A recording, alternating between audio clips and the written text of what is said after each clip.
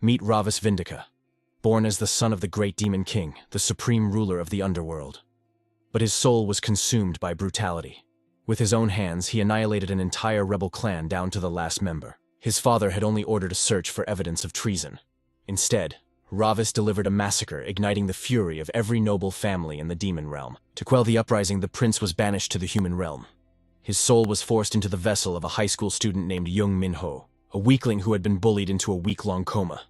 But inside this frail shell, Ravis realized something shocking. His sealed magic.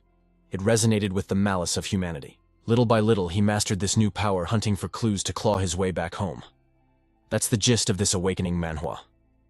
Now let's dive into the real story. A faint dying wheeze echoed through the silent halls of the castle, shrouded in the dead of night. Ravi stood amidst the carnage, eyes rolled back, his body drenched in crimson. From the shadows, two figures emerged, one radiating grim authority, the other spitting curses. "You son of a bitch!" Vamir of the Hue clan, broken and trembling, roared with the last of his strength. "You think you can slaughter us and walk away?" But the shadow before him felt no fear. "Did you really think the Hue clan's filth would remain hidden from me?" It was Ravis. "This isn't a massacre," he declared, raising a blood-soaked claw, his eyes burning with judgment. "It is an execution, by the will of Vindica." A blood-curdling scream tore through the castle walls. Then the scene shifts. The arrogance of the prince was now forced to kneel before absolute power. "Ravis, how dare you?" the voice thundered. "You ignorant fool. I demanded proof of treason, not a bloodbath. You of Vindica have shattered the order of the demon realm." His face was a mask of grim disappointment. "You have gone too far this time." These were the words of Gamude Vindica, the demon king himself. Even bound and suppressed, Ravis roared, his pride unbroken. "What do you mean?" "The evidence was painted on the walls. You knew it too, father. The Hue clan was rotten to the core, but those senile elders kept kissing their ass. Evidence wouldn't have mattered, their crimes would have been swept under the rug again." As he shouted, a figure standing in the shadows watched him, eyes narrowing with a dark, calculating glint. Gamude's expression darkened. "Even death requires due process. Your subjective rage is not the law, boy." But Ravi spat on those words. "Procedure process." A manic light ignited in his eyes. "Don't make me laugh. Darkness devours darkness. Is that not the one true law of our world?" The question hung in the air, silencing the king, his face twisting in displeasure. Sensing the hesitation, Ravis pressed the attack. "Father, no great demon king. If you can't even stomach the darkness right in front of you, are you fit to rule as a Vindica? You know damn well the nobles are manipulating the so-called order of this realm." Gamude Vindica sighed, his voice slow and heavy. "I never realized you were this short-sighted. Truly foolish." Ravis wouldn't back down. "The Vindica name only survives if the parasitic Hue clan is purged. They committed every sin imaginable to seize the throne. Isn't that why you sent me? Unlike the cowards hiding behind them pretending not to see." Silence fell again. Gamude closed his eyes, contemplating before delivering a cutting remark. "I am wasting my breath on a stone. Your fate has been decided by the 12 black seats." Ravis froze, the word echoing in his mind. "Punishment." The king's composure cracked, his voice booming like thunder. "Ye Ravis, for violating our laws and slaughtering the Hue clan, you are hereby banished to the human realm." Ravis's eyes widened in horror. "The human realm? Father, you can't be serious." But Gamude stood like a statue. "Ravis, to atone for your sins, your power will be sealed. Go there, and learn what it means to carry the dignity of a Vindica." Instantly, chaos erupted. "No, father, I killed them, yes, but I didn't destroy their souls." The king turned away. "Enough. Execute the order." Ravi screamed as magical arrays materialized around him, binding him in chains of light. "Damn it. I won't accept this. Stop. I did nothing wrong." Amidst the struggle, a shadow stepped forward, a twisted smile curling on his lips. It was Vane, relishing the sight of Ravis writhing in agony. He leaned in, whispering with mocking delight. "Have a safe trip, you disgraced prince." His grin widened into something predatory. "Don't worry, I'll take good care of things here." Ravis grit his teeth, spitting out one last curse. "You bastard!" Agony ripped through him, tearing space and time apart. A mechanical voice declared the sentence, "Ravis exiled to human realm. Law 1, serve your sentence faithfully within your prison of flesh. Law 2, do not die before your time. Law 3, do not kill humans. Violation results in immediate soul destruction." The scene snaps to reality. A young man jolts awake, eyes wide with indescribable shock, gasping for air like a drowning man. He raised his hands, staring at them in disbelief. The fingers were trembling, weak and frail. A dry cough racked his chest. Jung Min-ho clutched his head. "Damn it, I'm actually in the human realm." The image of that smug traitor flashed in his mind. That dog Vane. He set me up. When I get back, I'll snap his horns off first thing. Ugh. Why does this human body hurt so much? He dragged himself out of bed, struggling to stand. His eyes scanned his new form and his voice dripped with disdain. Trapped in this pathetic, fragile shell. He cursed internally. Those useless Hugh bastards. Even breathing feels like a chore in this gravity. Is there no mana here at all? Suddenly the door creaked open. A girl's head popped in. What was that noise? Then seeing him standing, she gasped. Brother! Tears instantly flooded her eyes. Jung Min-ho rushed forward. You're finally awake. Without hesitation, she threw herself into his arms, sobbing uncontrollably. Thank heavens, I thought you were gone forever. But as her touch lingered, his mind raced with questions. Who is this woman? Is she the family of this frail vessel? Before he could process the situation, another figure rushed into his vision. Minho's mother cradled his face in her trembling hands, sobbing uncontrollably. Thank the gods you are awake. You must have been in so much pain. Yet witnessing this outpouring of emotion, Jung Min-ho could only frown his mind, straining to grasp the reality of this bizarre situation. What is my next move? They say the human realm is one of the 3 great hells. Can I actually survive here? His thoughts were interrupted by the heavy rhythmic thud of footsteps approaching. Jung Tae-suk loomed over the bed, his voice deep and imposing. So you are finally awake. The coldness in his tone made Minho's mother anxious, and she quickly tried to shield her son. Honey, Min-ho just opened his eyes. But the man's gaze remained steel-cold, freezing Min-ho in place. Without waiting for a response, the father turned his back, ruthlessly tossing words over his shoulder. Get ready for school tomorrow. You have been lying there for a week. You will need to work twice as hard to catch up to your peers. His abrupt departure left the mother panicked, and she chased after him, whispering reminders of their son's frailty. Meanwhile, Jung Min-ho turned to the stone-faced Min-ho and asked, Brother, how are you feeling? But Min-ho's mind was stuck on the cold visage of that man. What was that energy? Suddenly, his expression brightened with an unexpected, almost manic excitement. I actually like that human. It seems this world has demons in human skin after all. His twisted smile made his sister gasp in confusion. Brother, Minho's eyes gleamed with calculation as he darkened his expression. I find myself strangely drawn to him. I must be cautious until this body's original memories return. This feels like the start of a twisted awakening manhwa. The scene shifts to a vibrant blue sky, casting light upon a bustling school complex filled with youthful chatter. Min-ho, we are here. Is this the school? As he was dropped off, his mother could not hide her worry. If you feel unwell in class, call me immediately, okay? Her eyes lingered on his retreating back, filled with maternal anxiety. On the other hand, Jung Min-ho was lost in his own world. The last time I attended an academy was in the demon realm 6 years ago.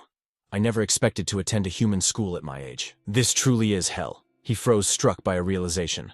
Wait, the human realm is literally classified as a hell, isn't it? The scene cuts sharply to a noisy classroom. As Jung Min-ho made his way to his desk, his internal monologue continued.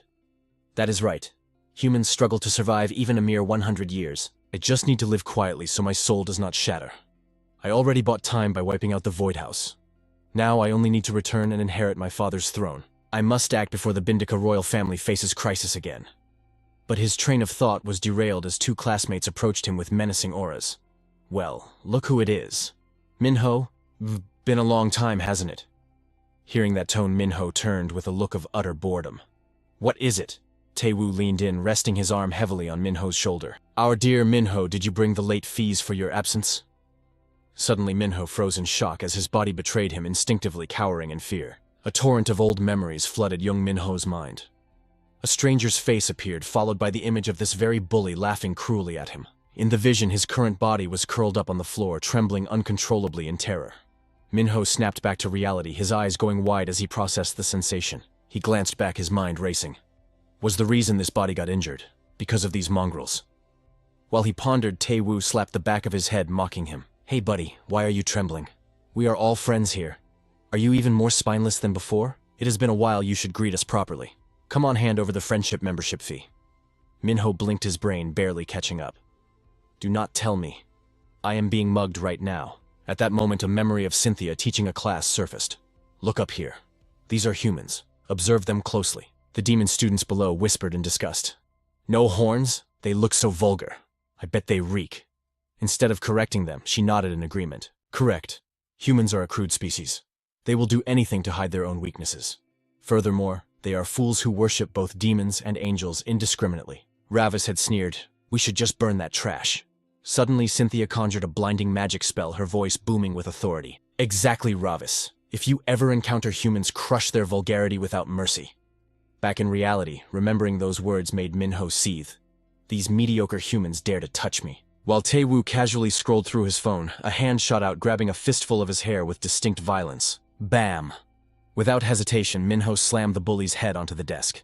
Humans are truly stupid and dull. Sung-hyun, realizing his friend was screaming, froze in shock. Seeing his friend in pain, he didn't hesitate to rush forward, roaring, "Let go of him! Are you out of your mind?" But as he approached, Jung Min-ho's eyes flashed a menacing crimson. He was stunned. "My mana is reacting." Meanwhile, the bully charged in, spewing profanities. "You son of a bitch! Did you lose your brain after the accident? Do you want to die?" As Sung-hyun swung a heavy punch, Min-ho dodged effortlessly, his eyes widening in intrigue. "Look at that! Does human profanity stimulate mana? There is a direct link between their curses and magical power." The thought barely finished before Jung Min-ho drove his fist straight into the attacker's face. Crack! Sung-hyun flew across the room, slamming into the wall with bone-shaking force. The entire class gasped, their jaws dropping in unison. Jung Min-ho ignored them completely. Staring at his fist, he analyzed the situation. "My mana should be sealed in the human realm. Even in this human vessel, my power still reacts to malice." Behind him, Lim-su's stammered voice trembling. "Min-ho, is that really the Min-ho I know?" Tae-woo, refusing to stay down, grabbed a chair and raised it high. "You dare hit me, I will crack your skull open." His eyes bulged with murderous intent. "Min-ho, watch out behind you." He sensed the attack instantly. Glancing back, he unleashed a devastating kick straight into the bully's gut without a shred of mercy. Tae-woo crumpled to the floor, clutching his stomach in disbelief. "What the hell?" He looked up at Jung Min-ho, spitting out one last desperate curse. "You little sissy." But before Tae-woo could finish, Min-ho cut him off cold. "I heard that when humans want to hide their weakness, they become even more vulgar. Do you really think barking like a dog makes you stronger?" Wham! His foot connected with the bully's chin, snapping his head back with brutal precision. As the bully fell, another image surfaced in Jung Min-ho's mind. He smirked. "After all, the origin of the curses humans use comes from my mother." Tae-woo lay sprawled on the ground, completely knocked out by the main character. The classroom erupted into chaos as panic spread like wildfire through the students. Jung Min-ho actually took down Tae-woo and Sung-hyun. Is this a dream? That's insane. Amidst the uproar, Min-ho stood silent, an island of calm in the storm. Should I just call it a day and head home? Suddenly, he turned to the trembling crowd and declared, "All right, who else wants to insult me? Come on, don't be shy." Is he serious? The students froze, terrified by the savage glint in Jung Min-ho's eyes. Was this really the same pushover? Good heavens. Even Lim-su stood paralyzed, his mind racing. Since when was Min-ho this strong? Ignoring the whispers, the protagonist slowly walked toward him. Fear was written all over Lim-su's face as he stammered, "Jung Min-ho, are you okay?" The Demon King didn't answer immediately. A smirk played on his lips as he realized, the one who tried to help earlier. My loyal minion. With a scheming look in his eyes, Jung Min-ho replied calmly, "I am fine." The scene shifts to the afternoon with praise still raining down on him. "Seriously, dude. How did you solo both of them?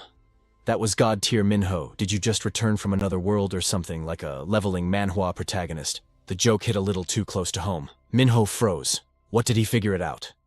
Meanwhile, Lim-su continued his playful interrogation. Was it the Murim world, or maybe inside a game? Unlike the Joker, Jung Min-ho was dead serious, convinced his minion had seen through his disguise. A memory surfaced from the depths of his mind. Two figures walking in the void. "Ravis, remember, you cannot kill humans in the mortal realm. Do that, and your soul will vanish. Poof, gone forever." But Lady Cynthia said we should crush those filthy humans. Vane glanced at him patiently, explaining, "She was just hyping us up. We must never take human death lightly. We are the gods of death after all." Ravis shot him a sharp look, clearly skeptical. "But don't humans slaughter each other all the time?" Vane turned away, his voice heavy with resignation. "Exactly. That is why they are foolish, and that is why we exist." Back in the memory, Ravis stared at him, letting out a long, bored sigh. Standing high above the world, the lesson continued. "Remember, this murder leads to soul destruction." Why do I have to remember that garbage? I am a demon god, rules don't apply to me. Back in the present, Jung Min-ho looked up at the sky, troubled. If I can't kill them, how am I supposed to shut them up? While Min-ho pondered, Lim-su muttered beside him, "I wish reincarnation was real. I'd give anything to wake up in a different world." His voice dropped to a whisper. Min-ho immediately picked up on it. "I smell the stench of absolute misery radiating from this kid." Lim-su kept walking, head down. "I know those stories are silly, but I know better than anyone how much you've suffered, Min-ho. No wonder you finally snapped." Contrary to the gloomy mood, Jung Min-ho felt relief. Good. He doesn't actually know. Suddenly, Lim-su's face brightened as he offered genuine praise. But seriously, you were really cool back there, Min-ho. But that compliment pierced Min-ho's ears like a rusty nail. He scoffed internally. Great. Now I'm being praised by a lowly human. How humiliating. Later in his high-rise apartment, Jung Min-ho sat on his bed analyzing the situation like a pro gamer in a system manhwa. When those humans insulted me, my demonic energy definitely spiked. A demon imprisoned in a human vessel shouldn't be able to wield magic. He stared at his hand, confused by this anomaly. What is going on here? Jung Min-ho paused, then a wicked grin spread across his face. Just as I thought. His face flushed with narcissism. I am the great Ravis. I have no limits. But his ego trip was cut short. Arc, the pain. Jung Min-ho clutched his left arm, his entire body trembling. Sunlight filtered into the room, revealing him still curled up on the bed in agony. This weak human vessel can't handle my magnificent power. My whole body is screaming, his face twisted in frustration. One day as a human, and I'm already suffering like this. Jung Min-ho's eyes widened in misery before he grumbled, how am I supposed to sleep with this pain? Despite his complaints, cut to him snoring like a log. Time flew by night, turned to morning, and suddenly it was afternoon again. Back at school, the cycle repeated. Jung Min-ho and Lim Soo walked together after class with the sidekick yapping away again. It's been forever since we had a peaceful day. Thanks, Min-ho. Nobody messed with us today. Unlike the grateful Lim Soo, Min-ho looked ready to kill someone. Whatever. I just want to smash something. I need to test my power. Just as they were walking, a voice called out his name. They instinctively turned around. There stood Tae-woo next to a tall, arrogant-looking thug. So you're the punk who hit my little brother. I've been protecting you for so long, and this is how you repay me. Lim Soo started sweating bullets, terrified. But contrary to expectations, Jung Min-ho's face lit up with pure joy. Lim Soo watched in horror. He looks excited. Is he waiting for insults? Here it comes. The thug cracked his neck and motioned to them. Follow me. They moved to a secluded corner of the school grounds. Tae-woo, I told you. The older brother smacked Tae-woo on the head, mocking him. Don't get beaten up by trash like this. Okay. Tae-woo stammered.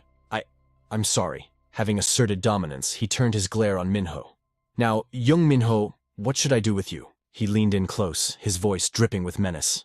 If I let you walk away, how will my brother command any respect? He poked Min-ho hard on the forehead. Did your mommy teach you to hit people, huh? Jung Min-ho remained completely unfazed. He replied calmly, actually yes, she did. The blunt response caught the thug off guard. You cheeky brat. He raised his fist high, ready to crush him. You think this is funny? The fist flew toward Min-ho's face with bone-breaking speed. But before it could connect, Min-ho caught it effortlessly. Ah, insults involving mothers are truly the most delicious. Without skipping a beat, he crushed the thug's wrist. The pressure was immense, causing the bully to scream in terror. What the hell is this grip? Jung Min-ho didn't answer. He simply cocked his arm back, offering a twisted prayer. Oh, noble mother, thank you for the venom on this human's tongue. Boom. He delivered a devastating counter-strike, sending the thug flying. Instantly, a barrage of fists rained down, every strike aimed to crush him. But physical violence that only breaks the body. It's the rotten words that gnaw at the soul. These insignificant pests screamed in desperation, while the thug leader in the back lost his mind, roaring, Big bro, you son of a b-teach! Even Lim Soo was paralyzed with shock at Jung Min-ho's brutality. The battered bully could only turn his swollen face to his lackeys begging for backup. What are you idiots standing there for? Get him! Min-ho instantly clocked their plan. Ganging up on me, his eyes snapped wide, pupils glowing with an eerie light. Even better. In a flash, Jung Min-ho lunged, dropping them one by one.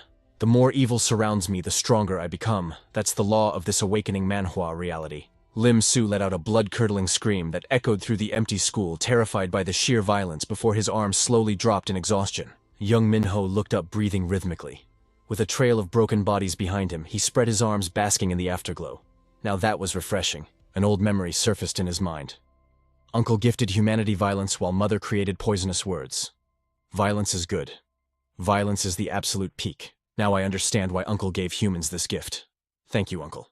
Nearby, Lim Soo approached cautiously, whispering, Min-ho, but miles away, a crimson gaze was locked onto Jung Min-ho. Inside a small crevice, a rat with glowing red eyes was watching. Its eyes were recording every second of the carnage. As you can see, the mission you assigned has been executed. The footage projected onto a massive screen, accompanied by a deep voice. My beloved nephew Ravis. A massive foot crushed a green demon's head into the floor. Bacca grinned with sadistic delight. Looks like he loves his uncle's gift. Vane watched the screen and added, he engraved the bloodstone into his eye instead of the sealstone. How long does he plan to endure that pain? On the projection, Ravis Min-ho wore a sinister expression. A dark, ghostly laugh echoed from the depths of a gloomy castle. Inside the fortress, two mysterious figures analyzed the footage. That bastard Ravis. He really did wipe out the entire Blood Demon clan. Vayne turned to the figure behind him, speaking calmly. Ravis is the type who always gets what he wants, no matter the cost. Bacca sat on his throne, smirking lazily. Who could possibly control that stubborn brat? Still, Gamude showed no mercy, tossing him straight into the human realm. An image of Gamude Vindica appeared. Vayne stood before a cracked stone basin, his voice grim. To handle high-tier brutality, you need overwhelming force. That is the creed of Great Demon King Gamude. Bacca remained indifferent, casually scratching his long nails. He mused, the human realm is just a prison where the demon world dumps its worst filth. Ravis won't adapt easily down there. The old demon hummed a happy tune, fantasizing about his nephew suffering. Since when did that brat get big enough to cause this much trouble? Uncle, save me. Is that what he's saying? Vayne suddenly turned to his master, who was perched casually on the throne. Is that the real reason you granted him the bloodstone, my lord? Suddenly Vayne spread his arms, his dark robes fluttering in the wind. Bacca, the preparations regarding the sinner exiled to the human realm are complete. Bacca grinned, exposing a mouthful of bone-white teeth. Show me, Vayne. Vayne raised a hand coldly. Dark energy surged from his palm, forming a massive sphere of black mana. Tendrils of darkness from all directions rushed in like a torrential flood. Images of horrific demons flickered within the energy. Since Ravis has descended to the human realm, it is only a matter of time before he encounters them. Bacca pushed himself up from his throne. He extended a hand, drawing a small stream of dark energy toward him. The massive vortex of darkness from the stone basin was instantly absorbed by Bacca, condensing into a dense pitch-black sphere in his palm. The image of Jung Min-ho flashed in Bacca's mind again. He absorbed the power, a look of pure entertainment on his face. This will be interesting. My dear nephew Ravis, you're about to taste true darkness. Then cut to a steaming pot of spicy rice cakes. What the hell just happened? Even the leader got wrecked. Lim Su stared at him with sparkling eyes. That was legendary. I thought I was watching a movie. Jung Min-ho was weeping from the deliciousness of the food, but kept up his tough act. So this is the fiery inferno. It's nothing special. Lim Su looked at him speechless. But Min-ho, are you crying? Min-ho scoffed, tears streaming down. Idiot, this is just sweat from my eyes. Lim Su sighed gently. I told you we should have called for help. Min-ho chewed aggressively, thinking a demon who runs from a fight isn't worthy of the name. The phone on the table vibrated violently, snapping Lim Su's attention. The screen flashed an incoming call. Jin Jae-hee. Lim Su's face went pale with terror. Jung Min-ho, cheeks stuffed with food, asked, What is it? Why aren't you answering? Lim Su bowed his head, voice trembling. Min-ho, I just got an urgent call. He smiled awkwardly, grabbed his bag and stood up. I have to go. Enjoy your meal. Lim Su rushed off, leaving Jung Min-ho staring after him with a look of dissatisfaction and suspicion. Lim Su's hand was shaking uncontrollably, as if terrified by some invisible horror. Min-ho watched him disappear into the twilight.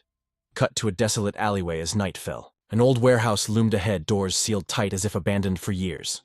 Inside, a tattoo needle descended slowly. Jin Jae-hee was carving ink into a man on the bed, making him scream in agony. She tutted, Don't move, or it'll hurt more. Disturbing photos of tortured men lined the walls, faces twisted in pain. See, who told you not to pay your debts on time? Now you're making me work overtime. Jin Jae-hee looked down at the man's exhausted, drained face, admiring him like a piece of art. There we go. All done. The man's eyes rolled back in his head, his face a mask of pure suffering. Turned out pretty good. You have nice skin, huh? A voice called out from the shadows, making her glance over. Ms. Jin, we brought him. A large thug shoved Lim Su forward by the shoulder. He looked at Jin Jae-hee, his voice trembling like a leaf in the wind. Jin Jae-hee. She turned with a chilling queen bee smile. Late again, open your eyes and look at this. Under the blinding glare of the surgical lights, Lim S struggled against her iron grip. Witness your fate, she hissed, forcing his gaze onto the ruined face of the man beneath them. Read it, she commanded. What does the brand on his forehead say? The words seemed to burn with a sinister accusation. Petty thief. Jin Jae-hee whispered the verdict like a lover's secret into his ear. This is the price for those who don't pay their debts in my world. Her voice dropped an octave, dripping with a madness that sent shivers down his spine. Now, what about your debt? How is our little project coming along? Lim S stammered, terror seizing his throat. It's just... His eyes bulged as the interface began to glitch like a corrupted file in a system manhwa. A thunderous slap echoed through the room. Lim S hit the floor, clutching his burning cheek in humiliation. Do I look like I'm joking to you? She admired the buzzing tattoo needle like it was a royal scepter, while her muscle-bound enforcers hauled him up like a sack of potatoes. Why are you so slow to understand? He thrashed in their grip, but it was futile. Jin Jae-hee approached with a sadistic grin, grabbing his arm with terrifying tenderness. Perhaps I should carve the reminder right into your skin. Lim S screamed, tears streaming down his face as he begged for mercy. No, please, anything but that. Listen closely. She pulled the needle back, the buzzing silence deafening. She knelt, locking eyes with him like a predator. This is your final warning. She yanked his hair back, whispering her venom directly into his ear. Execute the plan perfectly. Ensure everything is ready.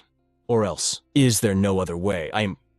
Outside, the indifference of the starry night sky mocked his internal turmoil. Bathed in the ghostly blue light of his monitor, his hands shook uncontrollably. If I fail... He gripped his own wrist, trying to steady his resolve against the encroaching darkness. The image of Jin Jae-hee's needle haunted him. He turned back to the screen, unaware that elsewhere, a true leveling Manhwa legend was about to begin. Meanwhile, Jung Min-ho writhed in agony on his bed. My gut, is this the curse of spicy food? Sweat poured like rain. His stomach was an inferno, and his joints screamed in protest. One punch and my shoulder dislocates. What is this weak trash body? He ripped off his shirt in frustration. This vessel is pathetic. He dropped for push-ups. I am Ravis Vindica. I will not be defeated by a bowl of noodles. He transitioned to crunches with manic intensity. I will reforge this garbage physique into a weapon of mass destruction. His eyes rolled back, a roar tearing from his throat.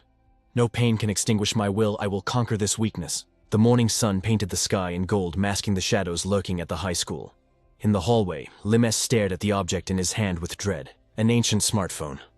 He gripped the obsolete device until his knuckles turned white, feeling the weight of doom in his palm. This app, it wasn't just software. It was a gateway to hell. Jin Jae-hee's terrifying command echoed in his mind. Ensure everything is ready. He squeezed his eyes shut, the pressure mounting. God, what choice do I have in this twisted game? A hand clamped onto his shoulder. Gah! Lim S jumped out of his skin.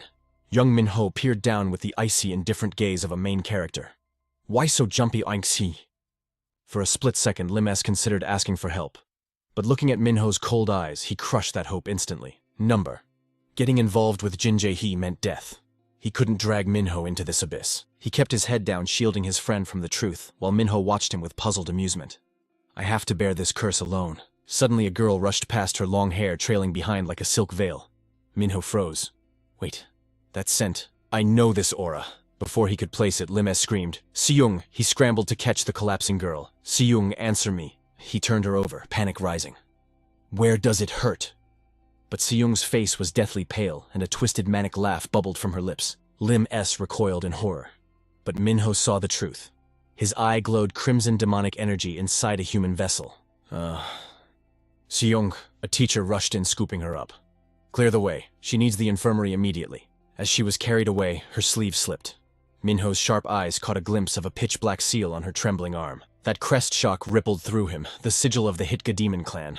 Here in the human world. His crimson pupil narrowed, tracking her exit like a hunter. I need answers.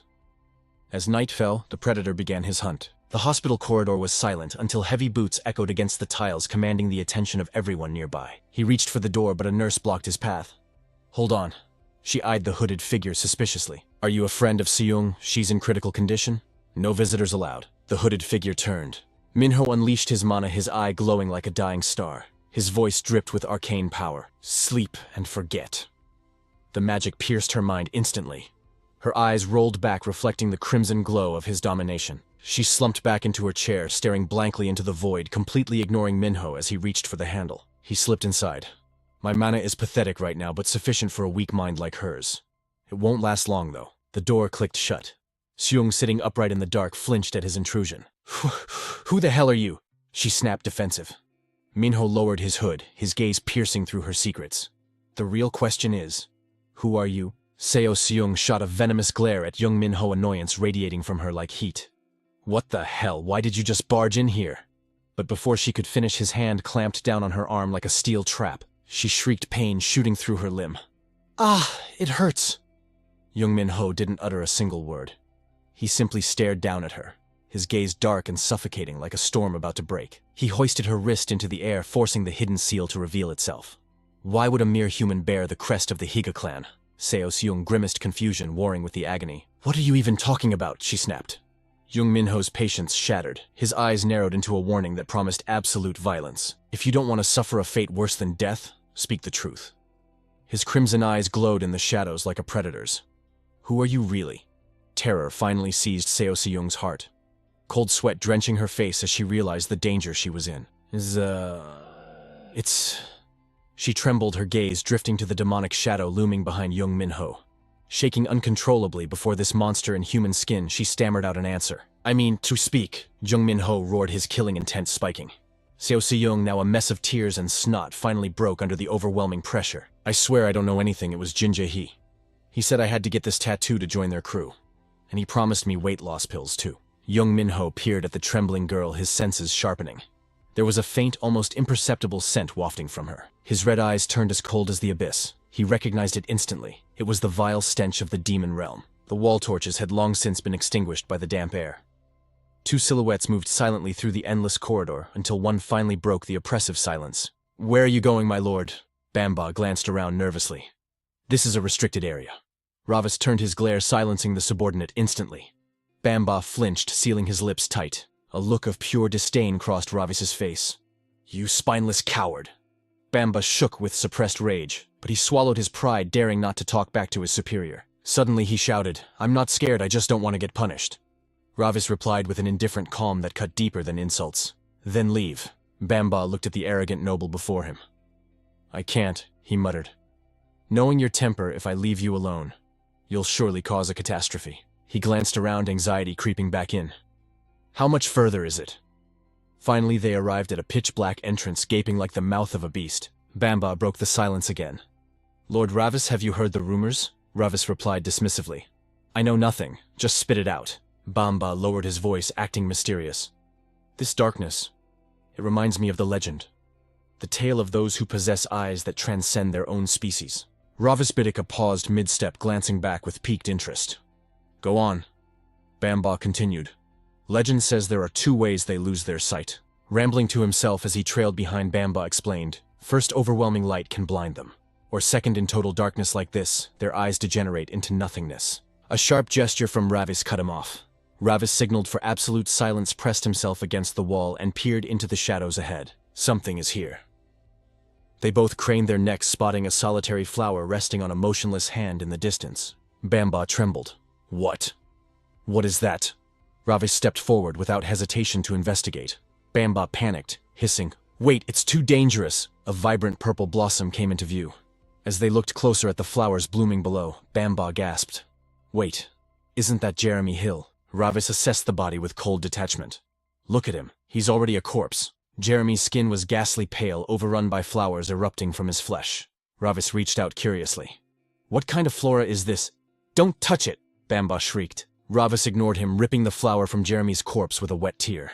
He brought it close, then recoiled, covering his nose in disgust. "This stench!" Bamba's eyes widened in horror. "That's..."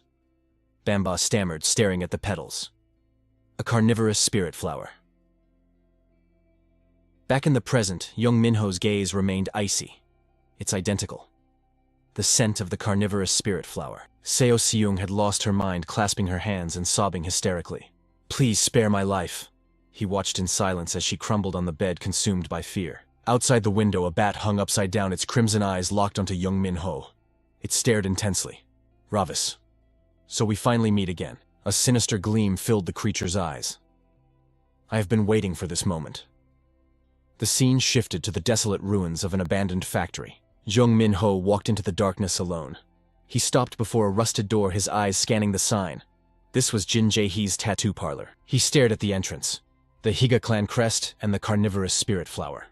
Could it really be just a coincidence? An emergency exit sign flickered overhead. A gang of thugs swaggered down the hallway of a dilapidated apartment complex. Why is Yemu so obsessed with that high school brat? He doesn't need a kid like that. It's the app the kid developed that he wants, the blonde leader sneered arrogantly. "We're going high-tech now." He squeezed a small blue crystal in his hand. "Blue ice. Yemu just developed this recently." A lackey beside him spat, "Easy on that stuff, you psycho. Didn't you hear what happened to Duseum yesterday? It's brand new, the side effects are brutal." The two laughed, unbothered. "Who gives a damn as long as it hits?" As the blonde turned, a familiar crest flashed on his neck. Jung Min-ho watched from the shadows, his gaze piercing. That scent again. And the Higa clan crest. The thugs continued their strut down the corridor. Suddenly, Jung Min-ho stepped out, blocking their path. "Did you trash get these tattoos at Jin Jae-hee's place too?" The blonde thug stepped up, chin high. "Huh. Who the hell is this guy?" He leaned into Jung Min-ho's face, mocking him. "Hey, you a friend of Jin Jae-hee?" He reached out to pat Min-ho's cheek. "You better learn your place. Jung Min-ho's crimson pupils dilated with fury. He swatted the hand away and delivered a thunderous slap that echoed through the hall. The impact was so sudden the lackeys froze in shock. The leader was sent spinning, crashing to the ground before his terrified crew.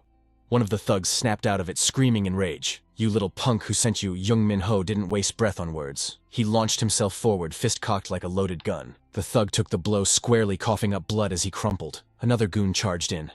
"You maniac!" he roared. "Do you have a death wish?" He threw a haymaker, but Jung Min-ho dodged it with the supernatural ease of a leveling Manhwa hero. With surgical precision, Jung Min-ho buried his fist into the attacker's face.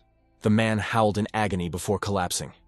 Seeing his comrades fall, the last thug pulled a knife, desperation in his eyes. The thug lunged with lethal intent, blade gleaming. "Eat this!"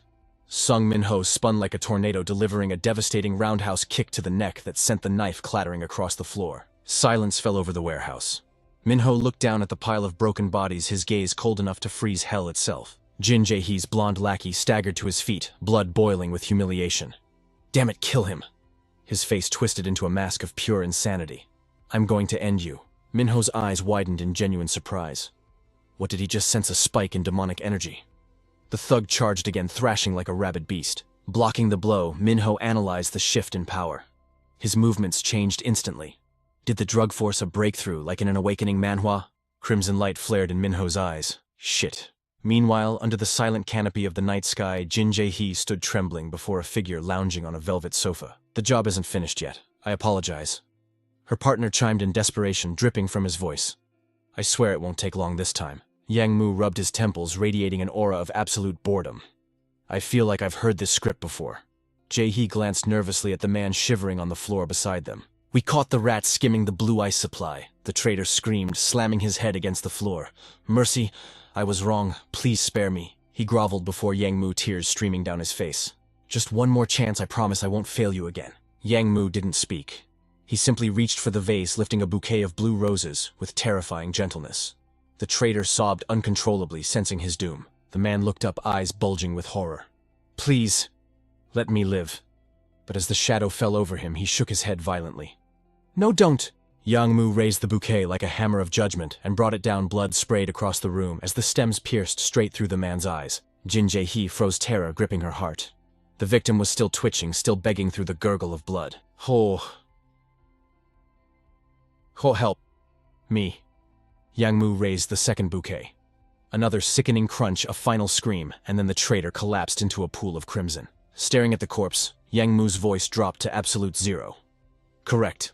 There are no second chances here." His gaze swept the room, freezing everyone's blood. "I trust we are all on the same page." Even Jin Jae-hee couldn't breathe, her face drained of all color. "Right." Yang Mu issued the command, sharp as a blade. "Jae-hee, stop making excuses. Bring him to me." She bowed, trembling. "Understood." The scene shifted back to the ominous night outside. Back at her hideout, Jae-hee paced like a caged animal. "Damn it, if this keeps up, I'm a dead woman." She gritted her teeth, cursing her fate. "Pick up, you bastard!" Her phone buzzed relentlessly. Nearby, Lim Si-mong stared at the device, dread pooling in his stomach as he slowly reached out. "Hello." The voice on the other end was calm. Min-ho sat atop a mountain of unconscious thugs, dusting off his hands. "I tried to investigate quietly, but these punks wouldn't listen." Si-mong gasped, nearly dropping the phone. "Wait. What?" Min-ho cut straight to the chase. "You know Jin Jae-hee, don't you?" Min-ho's voice was ice cold. "You were the one who picked up her phone earlier."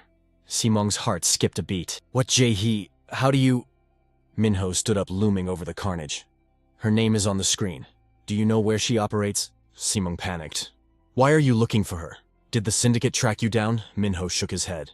"No, not like that. I'm the hunter here," Min-ho replied, walking through the wreckage. "I need answers." Si-mong's voice rose an octave. "You went alone. Where are you right now?" "Her tattoo parlor," Min-ho drawled. "But the bird has flown." Suddenly, something caught his eye. Atop the stairs, a white cat watched him intently. The cat froze as their eyes locked. Meanwhile, Si-mong grabbed his coat, frantic. "Min-ho, absolutely do not get involved with her. I'm coming over right now." Click. Min-ho ended the call, his focus entirely on the feline, now pretending to bat at a golden bell. The creature trembled visibly. Min-ho stepped closer, his shadow engulfing it. "Hey. You. The furball." He hoisted the cat to eye level. "You understand every word I'm saying, don't you?" The cat let out a pathetic fake meow. Min-ho's gaze hardened. "Cut the act. Speak." Terror overtook the beast and it shrieked. Yes, yes, sir. Min-ho crossed his arms. First a rat, then a bat, now a cat. What exactly are you? Min-ho demanded. The creature sighed, revealing its true nature. I am a monitor sent from the demon realm. My mission is to surveil sinners without detection. That is why I have been observing you, Lord Ravis. The cat stared at him confused. His demonic energy is so faint. Is this truly the Demon King? Stit couldn't help but ask. But how did Lord Ravis spot me? Min-ho deadpanned. You're not exactly subtle. Cats don't usually stand on two legs. Realization hit Stit like a brick. Oh, crap. Min-ho didn't laugh. His left eye began to glow with a menacing crimson light. Master of this puppet, reveal yourself. The cat's pupils dilated. In a distant realm, Vane sat at his desk smirking. He figured it out faster than I expected. The projection formed. Sharp as ever, Ravis. Min-ho scowled. Vane, I should have known. You bastard. Vane chuckled. Is that how you greet an old friend? You wound me. Min-ho cut him off. What are you plotting this time, Vane? The demon lord leaned back, feigning innocence. Plotting me, I haven't done a thing. Min-ho sighed. Forget it. I have questions. He gestured to the room. This world. It's different from what I remember. Since when can low-level sinners wield magic in the human realm? Stit thought every rule has exceptions. Vane's grin widened. You'll figure out the new rules soon enough. And the real flowers, Min-ho continued, his voice serious. Their scent is suffocatingly strong here. That species is forbidden even in the demon realm. So why am I sensing it on Earth? Vane rested his chin on his hand, his expression darkening. The administration is aware. The Void King's clan has extended their tendrils into the human world. They are like cockroaches, hard to exterminate completely. Jung Min-ho lifted his gaze, his voice cold. So it really is the Void Clan. You imply their remnants are hiding here in the human realm. Banbi gently smoothed his fur. Ravis. The entity explained, the human realm is no longer the sanctuary of the past. It has become a playground for all manner of dark conspiracies. Banbi pressed his paws together. This situation is actually quite fortuitous. Since you are already here, why not simply wipe them all out while you are at it? Min-ho was completely blindsided. What wipe them all out? What the hell are you talking about? Jung Min-ho demanded an explanation. Hey Banbei, tell me exactly what else is going on. Suddenly the entity reverted to a simple cat letting out an innocent meow. Min-ho glared at the feline with pure irritation before cursing under his breath. Damn it! Night fell over the city. In a shadowy corner, Jin Jae-hee glared at her phone, rage bubbling beneath the surface. He isn't answering. Time was running out. She shrieked in frustration. That bastard Lim Su, has he lost his mind? He dares to ignore my call. Jin Jae-hee tapped furiously on her screen. So annoying, she cursed Lim Su under her breath. You are dead meat. She dialed another number. At that moment, Seon-jun was at an internet cafe when his phone rang. Jin Jae-hee, what is it? Her voice boomed from the other end. Seon-jun, get to the office immediately. On her end, Jin Jae-hee clenched her fist in anger. We are going to hunt down that bastard Lim Su. The sky today was thick with ominous clouds. Jung Min-ho broke the silence. Since you are an observer, you must possess extensive data on the human realm, correct? Cold sweat trickled down her neck. I suppose so. Because I rotate surveillance on the criminals, I receive regular updates on basic information, and my tracking abilities are quite decent. Jung Min-ho commanded, return to your original form. She asked in surprise. Yes, wait, excuse me. He immediately shifted his expression to a menacing glare. Do you want me to help you do it? She instantly refused. No, sir. She clasped her hands together, emitting a blinding pink light that forced him to squint. Shit. She transformed into a cute little girl with sea blue hair. Her feet gently touched the ground as she stood before him. She looks incredibly weak, Jung Min-ho thought as he observed her. But Banbei must have had a reason for sending you. He asked, what is your name? She bowed her head in sorrow. I do not have a name. His face remained emotionless. Shit. That is your name. Since I picked you up from the filth of the streets, never forget where you came from. She widened her eyes in pure delight. Shit. My very own name. She stepped closer, beaming with joy. I understand, Lord Ravis. Thank you so much for bestowing this name upon me. He added, now tell me everything you know about the human realm. Shit replied obediently, yes, sir. Outside the city, Lim Su sprinted down the street drenched in sweat. Min-ho is in danger. I should have refused until the bitter end. He recalled the memory of holding a bouquet and a trophy. He thought to himself, I can't believe I actually won. Suddenly a voice called out Lim Su's name. It was Jin Jae-hee standing amidst a group of thugs. You're the developer who won the award, right? She added, I heard the prize money was a measly 50 million. Jin Jae-hee smiled with her eyes closed. Now, you are a valuable asset. Throw him in the car. Lim Su's face was filled with panic. His scream tore through the air as the bouquet fell to the ground. Lim Su was shoved into the car while several guards stood watch outside. Yang Mu, sitting in the back, spoke up. Why are you shaking? This is just a business transaction. Look beside you. Next to him sat a suitcase filled with 50 million in cash. Hand over the application you created to us. Even though he was terrified, he still protested. I didn't make it to sell it.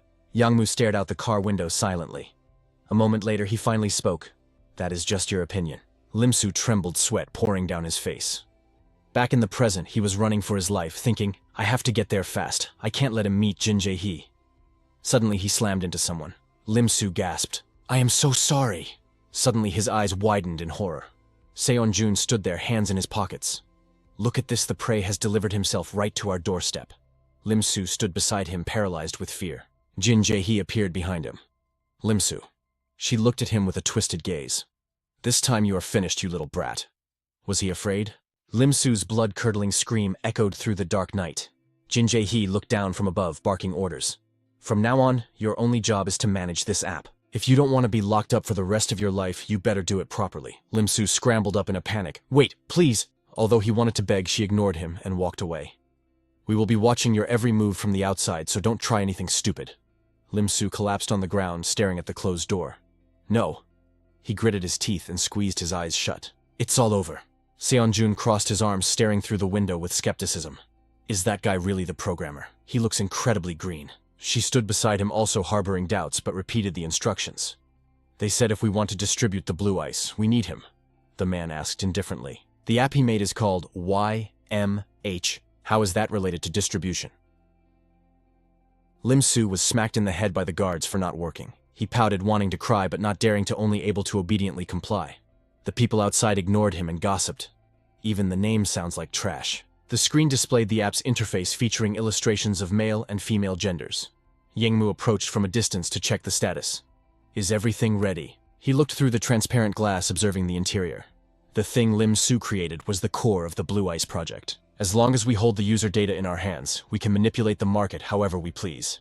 Their eyes were filled with ambition. In this system, Manhwa data was the ultimate power. He briefly explained the app's capabilities. The real-time location sharing feature in YMH will be our main weapon for expanding the business. Seon-jun crossed his arms and grinned.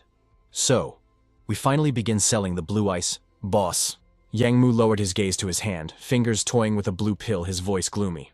That's right, Blue Ice. He smirked, imagining the future prospects. It is time to show the world. Later, the school also began to erupt in chaos. Hey Choi Yuri, sign up for this and add me as a friend. What is it? The student showed the app screen. Just accept the friend request and you get cash back, 30,000 won. These girls' eyes lit up at the mention of money, everyone excited, ignoring the danger lurking behind it. Oh my god, really, if I add 3 people do I get 100,000 won? That's crazy, I want in. I want in too. Hey, Park Hye-min, get over here and add me quickly. Some were hesitant, afraid to follow the crowd. What is this actually for?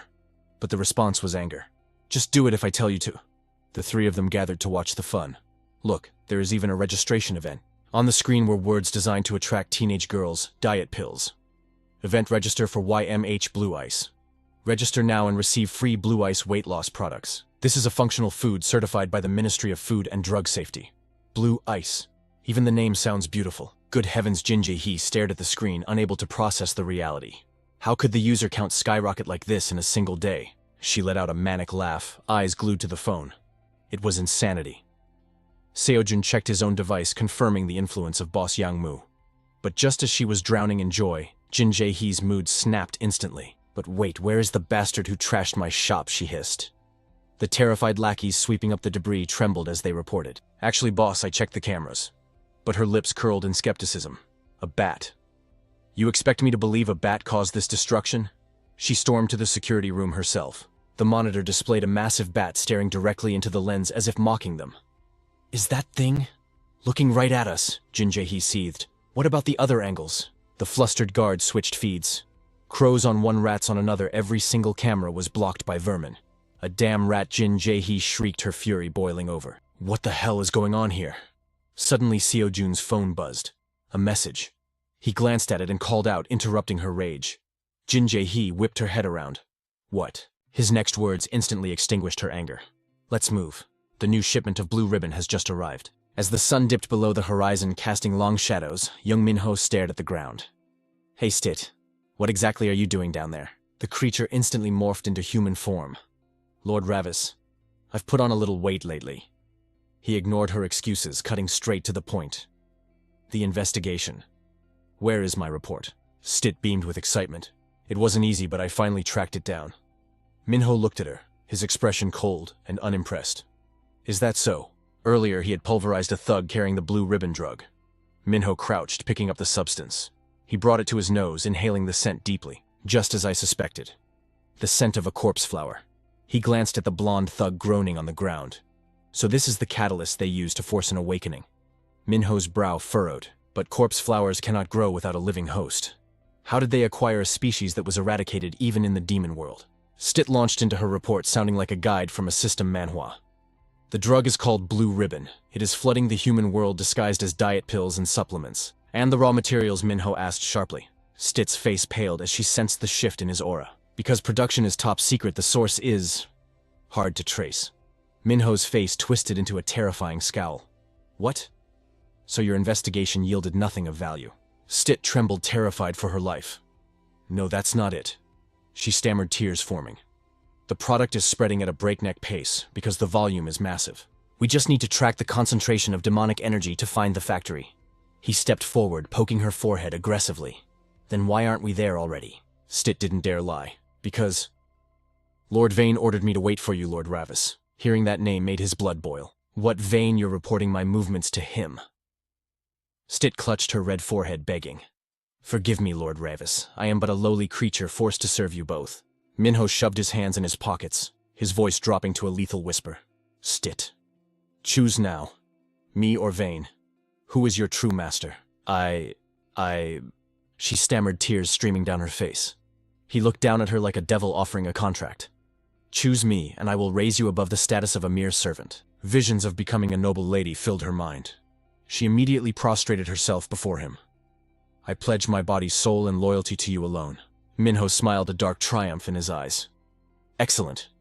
I, Ravis Vindica, hereby claim you as my personal subordinate. Stit looked up at him, eyes shining with devotion. With those words, the shadow of Vane was banished.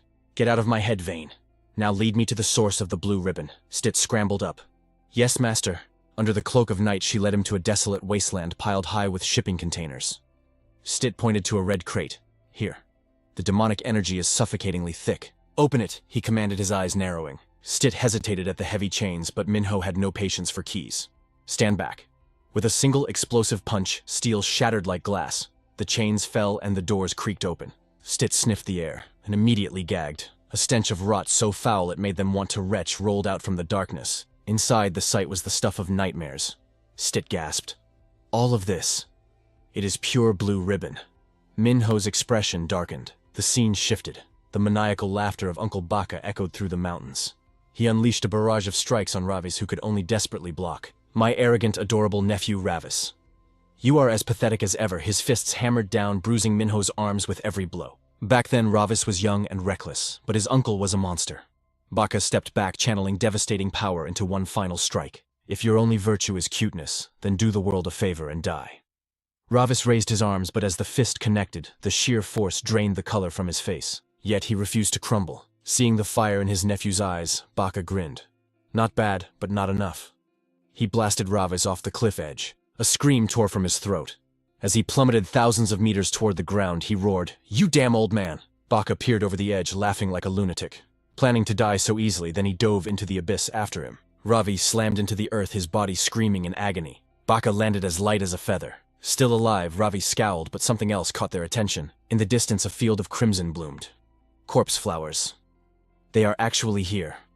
Ravis's eyes widened, his shock turning to primal fear. In this awakening Manhwa world, when light and darkness split, no creature could survive the divide. Yet anomalies were born, entities rejected by both sides. Eons ago, the ancients gazed down upon these abominations with dread. The first flowers bloomed from convergence. They rooted themselves in living flesh, parasitic nightmares, draining the very soul from their hosts. Their purpose was absolute annihilation. Devouring fallen angels and rotten demons alike, they were beautiful harbingers of the apocalypse. Back in the present, uncle and nephew stood before a raging inferno burning the crop. Bacca smiled, but Ravis stared into the flames, his destiny now clear. Jung Min-ho covered his nose in disgust. These pests should have been incinerated ages ago.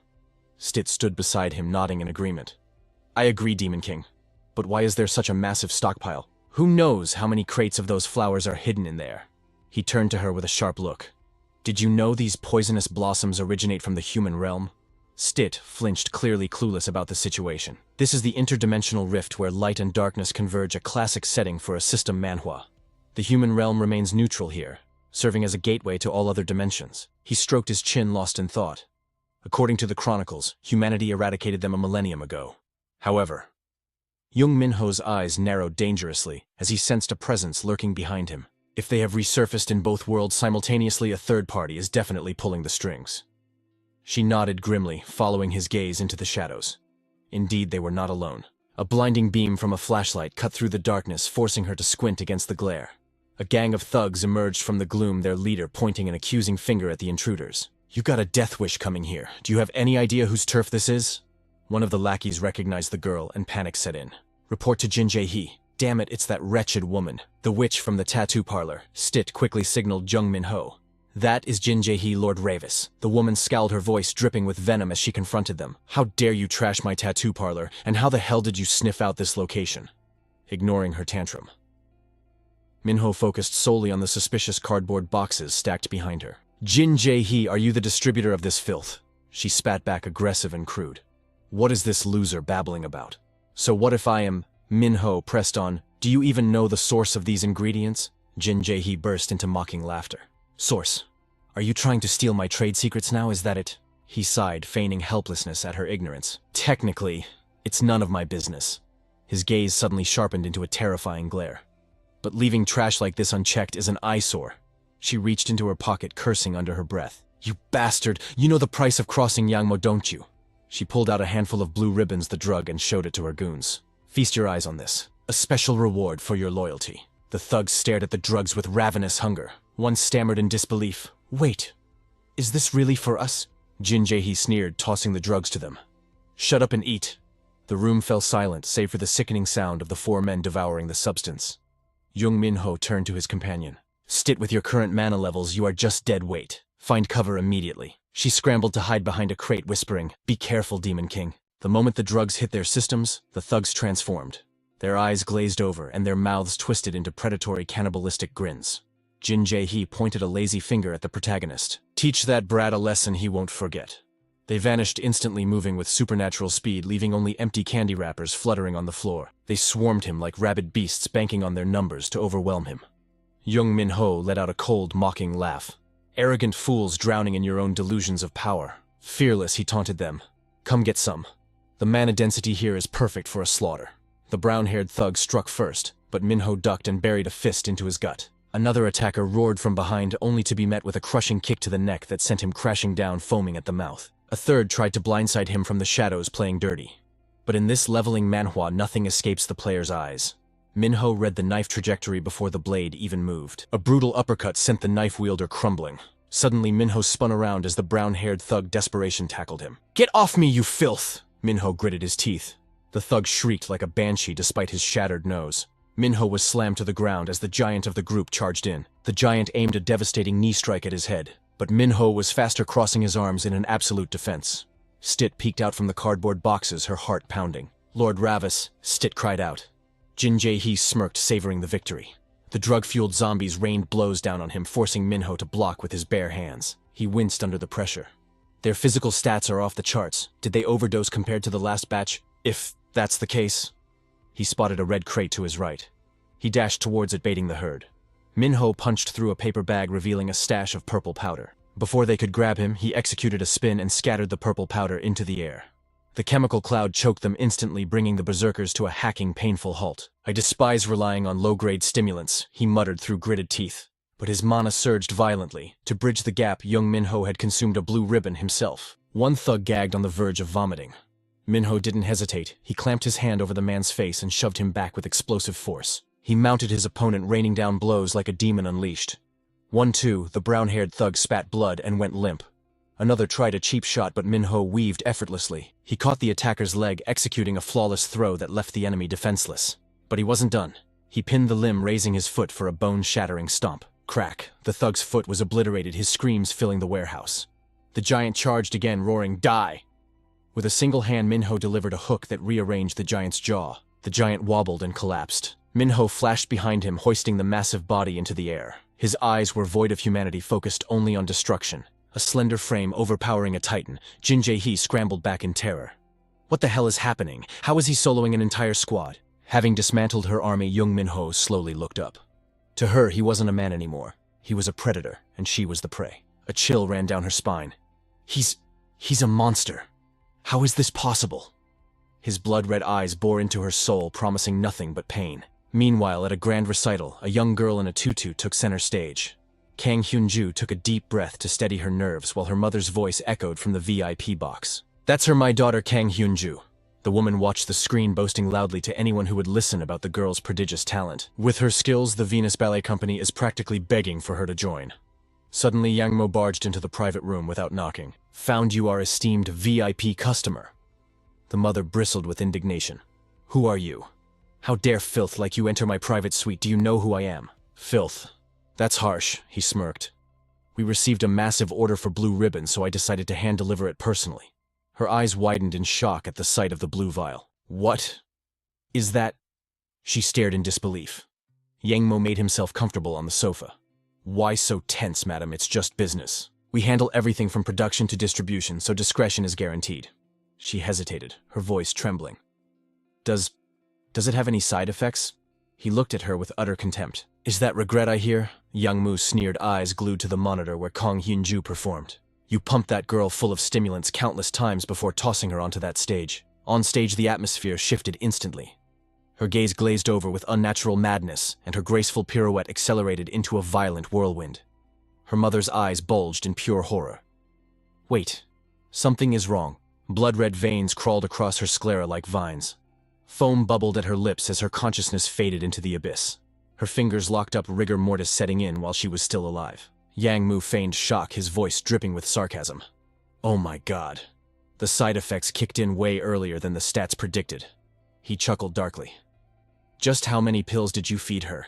Hyun-ju is no longer a human. She is a meat puppet dancing on strings of poison." The mother leaped up, screaming, her throat raw, but her voice couldn't pierce the trance. Yuria froze. On stage, Hyunju's spin became a blur, beautiful, yet terrifyingly lethal. Thud, she collapsed like a broken doll. The audience erupted, screams of terror replacing the applause. Chaos swallowed the auditorium instantly. What the hell is happening? Why did she fall? Security swarmed the stage to check her vitals. The mother clamped a hand over her mouth, tears of shattering regret flooding her face, but destiny had already rolled the dice. Fury overtook her grief. She spun around, unleashing her wrath upon the devil in the suit. "Yang Mu, you bastard, you swore there were no side effects."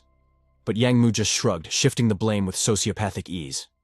"That warranty only applies to the recommended dosage. Either way, your daughter is beyond saving." Hyunju's body convulsed, veins bulging as if they were about to burst. He leaned in, his voice a poisonous whisper, gaslighting her into submission. "Listen closely. The only way she survives this is if you keep feeding her addiction to these drugs." In that moment, Yang Mu transformed from a dealer into her god. She would never escape the grip of the blue ice, not for the rest of her miserable life. "Welcome to the club, my new VIP client." She clutched her head, screaming, trying to escape the crushing weight of her own sins. "No. Do you have any idea how much capital I invested in her?" He smirked, drinking in her despair like a fine wine. This was the dark reality of a system Manhwa world. Suddenly his phone buzzed. It was Jin Jae-hee. Yang Mu stared at the screen, a predator sensing a trap. He didn't answer immediately. "What the hell?" He swiped accept. On the screen, Jin Jae-hee looked terrified. I'm so sorry, boss." Yang Mu. Jung Min-ho shoved the girl's head aside and stared dead into the camera, his aura piercing through the lens. "Are you the manufacturer of blue ice?" Yang Mu's eyes went wide with shock. "Judging by that scumbag look, I'm guessing yes. Come find me." Min-ho didn't ask. He commanded. The line went dead, leaving Yang Mu standing in a chilling silence, his order absolute. "Customer service calls. I have to go." Meanwhile, in a dark alley littered with cardboard boxes, a brutal fight had just ended. The little creature Shik looked curiously at the corpses scattered like trash. Why do humans love ruining themselves with this stuff? Jung Min-ho answered with cold indifference. Because they are ignorant and drowning in arrogance. He inspected the blue pill, scoffing at the folly of man. Even when they play with fire, they arrogantly believe they won't get burned. They believe in nothing, clinging only to fleeting pleasures. Shik jumped up, pointing a claw. Lord Ravis over there. Jin Ji-hee looked at the new arrivals like they were angels of mercy. Ah, Yang Mu. A group of thugs emerged from the shadows. You the one who hit the tattoo shop? Yang Mu asked, chin up, fearless. Looking for me. Min-ho pointed lazily at a cardboard box. Sorry, I don't waste time on trash like you. Where did you get that stash? Min-ho narrowed his eyes, sensing the energy. For a normal human, that is a bit too much inventory. Yang Mu froze, the insult stinging his ego. Did you just call me normal? Yang Mu's expression darkened.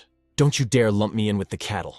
Memories of a dark past flooded back, vials of opium scattered on a dirty floor. Hey, old man, you passed out again. Past Yang Mu kicked the frail skeletal figure of his father. Get me more, now. Rage boiled over as he stomped on the man who gave him life. Wake up, you useless sack of bones, but the foam at the old man's mouth said otherwise. Yang Mu paused.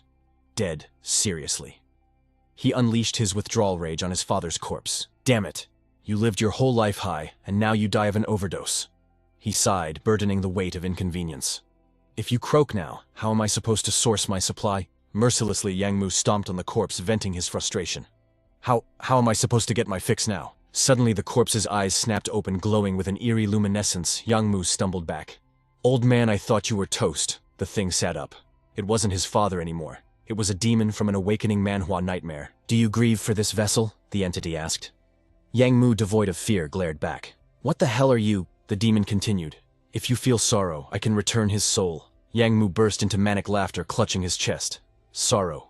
The old leech is finally gone. Why would I be sad? He screamed, eyes bloodshot. I don't need a trash father, I need product. The shadow tilted its head. Product, is that so? It extended a strange pulsating flower.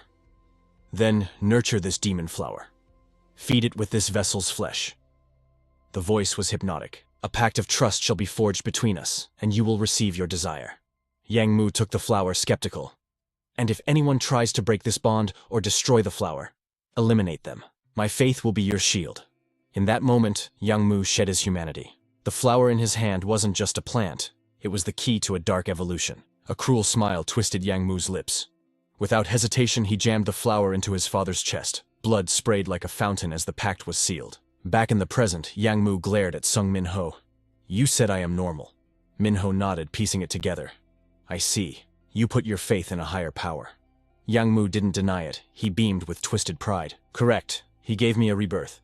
It was exactly as Min-ho suspected. This was a classic trope in this manhwa recap. He formed a contract with a demonkin. Min-ho cracked his knuckles, the sound echoing like gunshots. I don't know what trash god you pray to, but you and that thing are pathetic. Yang Mu's eyes bulged with rage. How dare you blaspheme him? He snapped his fingers at his goons. Bring me his head. So, eek, not again. Shik scrambled for cover. Min-ho sighed, checking his imaginary watch. This is getting boring. Let's speedrun this fight. Screams of agony echoed through the forest. Cut to an ambulance tearing down the highway. In this leveling manhwa world, tragedy spreads as fast as power. The blue ice epidemic was sweeping the city. Inside the ambulance, the mother clutched the pill bottle, staring at her daughter's comatose body, unsure if she was witnessing life or death. Outside, schoolgirls were already opening the cursed app. VIP membership is going nationwide, isn't it? She accepted the blue pill with a smile, oblivious to the hell awaiting her. Damn, we are going to become a global enterprise. Somewhere else, a user convulsed on the floor, foaming at the mouth, a broken victim of the system. The gang watched the numbers climb. I think Yang Mu is already conquering the markets in China and Japan. If it is Yang Mu, world domination is not just a dream. Lim Su sat paralyzed in the silence, his mind a blank void. He gnawed at his fingernails, consumed by self-loathing. I was the one who spread the dagger eye up. But the infection rate? It's moving too fast. His face crumpled, tears threatening to spill as he begged the heavens 1,000 times over. Someone. Anyone. Please make it stop. Nearby, the two bodyguards had already been crushed into unconsciousness. Jin Ji-hee, bound and kneeling on the cold ground, screamed in terror. Look at him, Yang Mu. That thing isn't human anymore. Jung Min-ho sighed, stepping forward. Why haven't you attacked me yet? Yang Mu stood silent, the phantom's words echoing in his twisted mind. If anyone appears to question your loyalty or reject the true flower, execute them immediately. He revealed 3 pills in his palm. Without hesitation, Yang Mu threw them back, chewing greedily like a beast. "As you command, Lord Bale." Beside him, the woman let out a blood-curdling shriek. It was Yang Mu. He's not just an ordinary high schooler. He might be the one creating this new drug. Jung Min-ho raised an eyebrow, amused. "What new drug me? Think about it." But before the sentence could finish, the enemy vanished. Min-ho froze. He was already behind him. Eyes darting back, Min-ho blocked the ambush with terrifying precision. Yang Mu didn't relent, launching a counter-offensive, but Min-ho raised his arm like an iron shield. "He's fast. Leagues above the trash I fought earlier." As if reading his mind, the thug sneered. "How can you block my strikes? Did you receive his dark blessing too?" He declared coldly, "He is my god, mine alone." Jung Min-ho's eyes narrowed, the pieces of the puzzle clicking together. "Now I get it. The true flower, and this disgusting stench. The god you worship. The name behind the shadows is Baal, isn't it?" The truth struck like a physical blow. Yang Mu froze. "What? How dare a worm like you speak his name?" Min-ho smirked, digging the knife deeper. "He chose a failure like you. He really doesn't trust anyone. Does he?" Yang Mu snapped, rage exploding. "Don't insult the one who saved me." Min-ho shrugged, feigning boredom. "Saved you right. You must have looked pathetic, cowering in the dirt when he called out to you like a dog." Foam dripped from Yang Mu's mouth as he roared. "Silence. He is not for you to judge." A barrage of punches followed, but Min-ho deflected every single strike with casual ease. In Jung Min-ho's steady gaze, a legendary killing intent awakened. Bavir. So that coward has actually descended to this world. Memories of the demon realm flashed, mountains of corpses piled high. Ravis, the true ruler, rampaging while Bavir hid. "You coward. Hiding in corners, trembling at my name. Running is all you know." Min-ho's eyes went cold, void of all warmth. Jung Min-ho stopped defending. He stood tall, radiating dominance. "You act like a king here, Bavir, you bastard. Where are you hiding?" Yang Mu, oblivious to the danger, continued his taunts. "You mutt, do not speak of Lord Bavir." He howled, his body erupting in a grotesque light mutation taking hold. Min-ho covered his nose. "Ugh, this smell. It's revolting." Yang Mu mumbled like a zealot. "Anyone who insults Lord Bavir dies by my hand." He tackled Min-ho, delivering a sledgehammer kick to the gut. He grabbed Min-ho's collar, pulling him close before hoisting him into the air. With zero hesitation, he slammed the protagonist into the concrete. Min-ho gritted his teeth against the impact. Yang Mu mounted him, raining down punches. "The blue ribbon Lord Bavir, I will destroy anyone who touches the Supreme One. It's all mine." Min-ho struggled to block the onslaught. "This bastard, he overdosed on mana. He's lost his mind. He's actually trying to kill me." The beast roared, preparing a finishing blow. Min-ho's temper finally snapped. In the corner, Stit trembled, praying to the shadows. Lord Ravis. Seeing Min-ho take the beating, she panicked. His human vessel. It's reached its limit. Stit internalized the horror. If this were the demon realm. Meanwhile, Bacca observed from afar. "It seems the test subject for the true flower has gone berserk. I thought having the bloodstone would be enough even in a human body. Ravi should have controlled him easily. He might die this time, and his soul could shatter forever." Bacca turned to Vane. "Do you know what Ravis hates most in this world?" "Hi." Hated Vane scratched his head. "He hates almost everything. It's hard to pick just one." "Is it his short temper? Who did he even learn that from?" Vane joked. Bacca glared. "Don't get smart with me while making that face. I know everything." Vane looked away, busted. Bacca dropped the truth bomb. "Filth." Vane looked confused, and Bacca chuckled. "He is obsessed with cleanliness." Back in the fight, the assault continued. But before the next hit landed, Min-ho's hand snapped up, catching it. "Filthy." Yang Mu froze. His fist stopped cold. "What?" Min-ho screamed. "I can't take it anymore, the stench radiating from you." The hand holding the fist tightened like a vice. Pain shot through Yang Mu, forcing him to pull back. As Min-ho slowly rose, the monster instinctively retreated. "What the hell?" Jung Min-ho looked at his left hand, surprised. "I only used my left hand. But it felt like electricity. It felt like my true body." He looked at the beast calmly. Yang Mu was seething. Suddenly, Min-ho's arm was engulfed in blue flame. "I didn't want to touch your rotting body." But Min-ho was done playing games. "Let's end this." A thunderous punch connected squarely with Yang Mu's face. Yang Mu's mind reeled. "What? How does a brat have this kind of strength?" Stit cheered wildly. "Ravis." Min-ho's expression was merciless. "Who are you calling a brat? No time to recover." Another strike landed. Yang Mu collapsed backward, and his female companion fell to her knees in terror. The predator had become the prey. "Who the hell are you?" Min-ho glared. "Stop yapping with that sewer mouth." Bam. Another devastating blow. In the demon realm, Vayne gasped. Suddenly, so strong. Bacca explained, Ravis, that kid. He was so disgusted by the subject's smell that he snapped. It's like a scene straight out of an awakening manhwa. Looking at Min-ho's rigid stance, it was clear. He really hates getting dirty. Ravis hates filth more than anything. Bacca leaned back, grinning. When the fear of filth dominates him, the body automatically forces an awakening, borrowing a fraction of his true power. Vayne stammered, You mean, he can use his demon powers in a human body? Vayne's eyes went wide. Even with the Bloodstone, a sinner's vessel using demon realm power, that should be impossible. But Bacca knew better. Ravis was never ordinary. He declared with pride, Say what you will. Ravis is without a doubt my true heir. On this side, Young Mu had been reduced to a bloody pulp. Jung Min-ho stalked toward him like a predator and issued a cold warning. You moron, you should consider yourself lucky to be breathing. Glaring down with eyes devoid of mercy, he declared, I'm going to pass judgment on you right here with these very hands. Yang Mu was cornered, his mind racing in denial. Impossible. Why is this happening to me, the chosen one blessed by Lord Bevere? He scrambled backward, groping blindly as panic set in, but a chilling smirk had already formed on the predator's face. That's right, the blue ribbon of Lord Bevere. But just as he prepared to unleash his secret art, Jung Min-ho intercepted him. Don't even think about it. I'm going to end this, but I won't take your life.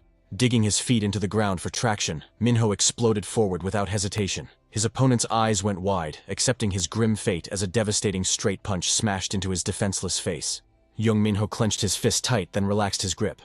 His physical form began to shift, his presence fading as if he were merging with the very shadows of the wall itself. Reaching into his jacket, he pulled out a cloth to wipe away the bloody evidence. The metallic scent of blood faded, and a thought crossed his mind as he watched the status window flicker to life, a classic trope in this system manhwa world. No. This can't be happening. Lim Siu stared at the computer screen, cold sweat drenching his back. This isn't what I wanted to create. Memories flooded back the lonely days sitting by himself at school. The toxic hierarchy, the unavoidable factions, and the suffocating social chains of the classroom. He remembered watching from the sidelines as bullies tormented a classmate, staying silent just to survive. He had lived a lie, pretending to like the popular kids and hate the outcasts, all to avoid becoming a target. Seeing that victim reduced to tears broke him. I only wanted to build a sanctuary where people could find the genuine connections they needed. Lim Siu gritted his teeth, rage bubbling within him. I didn't write this code to facilitate drug deals or illegal trades. Adrenaline surged through him, his fingers dancing across the mechanical keyboard in a blur. Lines of code cascaded down the monitor like a digital waterfall. As he furiously rewrote the system, the phones of the thugs outside suddenly glitch. Panic set in. What the hell? Why is there a system error? My app is crashing too. He threw a nervous glance at the silhouette behind the glass. Faster. Lim Siu leaped from his seat, grabbing a chair to barricade the door in a desperate bid for time. The chair jammed under the handle just in time. Realizing they were being locked out, the gang outside went feral, pounding on the door. Damn it, what is that bastard doing in there? Get in there. Open this door right now. Ignoring their threats, Lim Siu's hands flew across the keys. I have to delete the application permanently. Seo Jun roared from the hallway. You morons, break it down. Inside. Lim Siu pleaded with the machine. Come on, please. Suddenly, a crimson warning icon flashed ominously in the corner of his screen. At that exact moment, the barricade failed. The thugs used a heavy chair to shatter the glass partition into a million pieces. They poured into the room like a pack of wolves, terror gripping Lim Siu's heart. You little rat! One of them lunged forward, delivering a vicious slap across Lim Siu's face. What the hell do you think you're doing? The blonde thug checked the monitor and screamed. He's trying to wipe the database, he wants to bankrupt us. Hearing this, another goon kicked Lim Siu hard in the ribs. You filthy traitor, Seo Jun screamed from the back, his voice laced with panic. Damn it, stop him. Hurry up, if Yang Mu gets back and sees this, we're all dead meat. Curling into a ball, Lim Siu endured the rain of kicks. His mind focused on one thing. Just hold on until the deletion hits 100%. His hand scrambled across the floor, fingers closing around a jagged shard of broken glass. With a sudden burst of adrenaline, he spun around and slashed the glass across the black-haired thug's leg, drawing a spray of blood. Seizing the opening, he scrambled to his feet and dashed toward the wall. Lim Siu grabbed the heavy fire extinguisher, gritted his teeth, and ripped out the safety pin. Whipping around, he aimed the nozzle at the encroaching mob and screamed, That creation belongs to me, you scumbags. He unleashed a blinding cloud of white chemical foam, forcing them to cover their eyes in agony. What the my eyes, has this kid lost his mind? Amidst the chaos, the progress bar on the screen ticked closer to the end. Almost there. The loading bar turned green and hit 100%. Deletion complete. Tears welled up in Lim Su's eyes, a wave of overwhelming relief washing over him. I actually did it. But the victory was short-lived. Seo Jun, blind with rage, charged through the white mist. "You son of a bitch!" A massive hand crushed Lim Su's windpipe, forcing him to drop the extinguisher. Seo Jun slammed him into the floor, pinning him down. "Tie him up. Bring me something to restrain this trash." Two vague silhouettes emerged from the fog, eager to obey. "Yes, boss." Lim Su struggled uselessly against the suffocating grip, his thoughts fading. No. He forced his tear-filled eyes open. Is this it? Is this really as far as I can go? Seo Jun glared down at him with murderous intent. "You stupid little brat." Suddenly, a towering figure materialized from the mist, his voice dropping to a terrifying baritone. "How dare you lay a finger on my subordinate?" Seo Jun whipped his head around. Huh. Before he could react, a vice-like grip clamped onto him. The two lackeys froze as a blood-curdling scream erupted from behind them. "Brother Seo Jun." Jung Min-ho stood there, gripping their leader's bloodied head like a basketball, and cast a bored, deadly glance at the remaining trash. The goons recoiled in pure horror. "What the hell is that, Seo Jun?" Min-ho tossed the unconscious leader aside like a ragdoll and launched himself at the remaining targets. He unleashed a flurry of strikes, battering the blonde thug into submission before he could even raise his guard. Within seconds, both enemies were dismantled and left groaning on the cold floor. He glared at the broken bodies, his voice dropping to absolute zero. "You dared to touch my subordinate. Even death won't save you from my wrath." Lim Su looked up through blurred vision, tears streaming down his face. "Min-ho?" The scene shifted to a memory of a rainy day under the eaves. In the memory, Lim Su spoke with excitement. "Min-ho, look, I coded a new application." Min-ho leaned and his curiosity piqued. "What kind of app is it?" A sleek interface appeared on the phone screen. "It's a platform for close friends to connect. If you live nearby, you can share real-time locations, hang out, or even form study groups together." Jung Min-ho stared at the screen, genuinely impressed. "That's incredible. You actually built this whole thing from scratch." He pointed to a small siren icon tucked away in the corner. "So what does this button do?" Lim Su's expression faltered slightly. "Oh, that..." He lowered his head, his voice thick with guilt. "I remembered that time the delinquents dragged you away. I hated myself for not being able to help." Lim Su's eyes were filled with a profound sadness. "I couldn't find you back then, so I added this feature to make sure it never happens again." He began to explain the function, describing a mechanic straight out of a leveling manhwa. If you press it, the system broadcasts your exact coordinates instantly, but only to the people you trust most. If danger strikes again, just press the button. Min-ho declared, his voice cutting through the tension as he turned to face Yunmin. "No matter what, I'll be there. I'll rally the troops if I have to," he said, a rare gentle smile softening his features as they synced their devices. "Thank you. I'll install it right now." Lim Seon looked up, his eyes swimming in unshed tears choked with emotion. "Min-ho." Yunmin held up his phone, his expression returning to its usual icy calm. "You sent this signal, didn't you?" Lim Seon's voice trembled. You actually got my message." As the familiar interface of the system Manhwa app glowed on the screen, tears finally spilled down Lim Seon's cheeks. He collapsed onto the dirt, sobbing, "Thank you.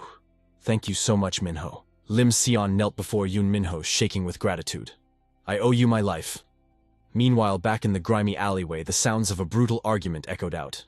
"Damn it, why is she so strong?" "Get off me!" Jin Jae-hee screamed, struggling against the cuffs. Stit wrenched her arms back, hissing, "Quit squirming, you rat!" But then she froze, eyes widening as she spotted her boss. "Lord Ravis!" Jin Jae-hee seized the opening and bolted into the darkness. Stit panic screamed, "Hey, get back here!" But Yun Min-ho's voice was calm, almost bored.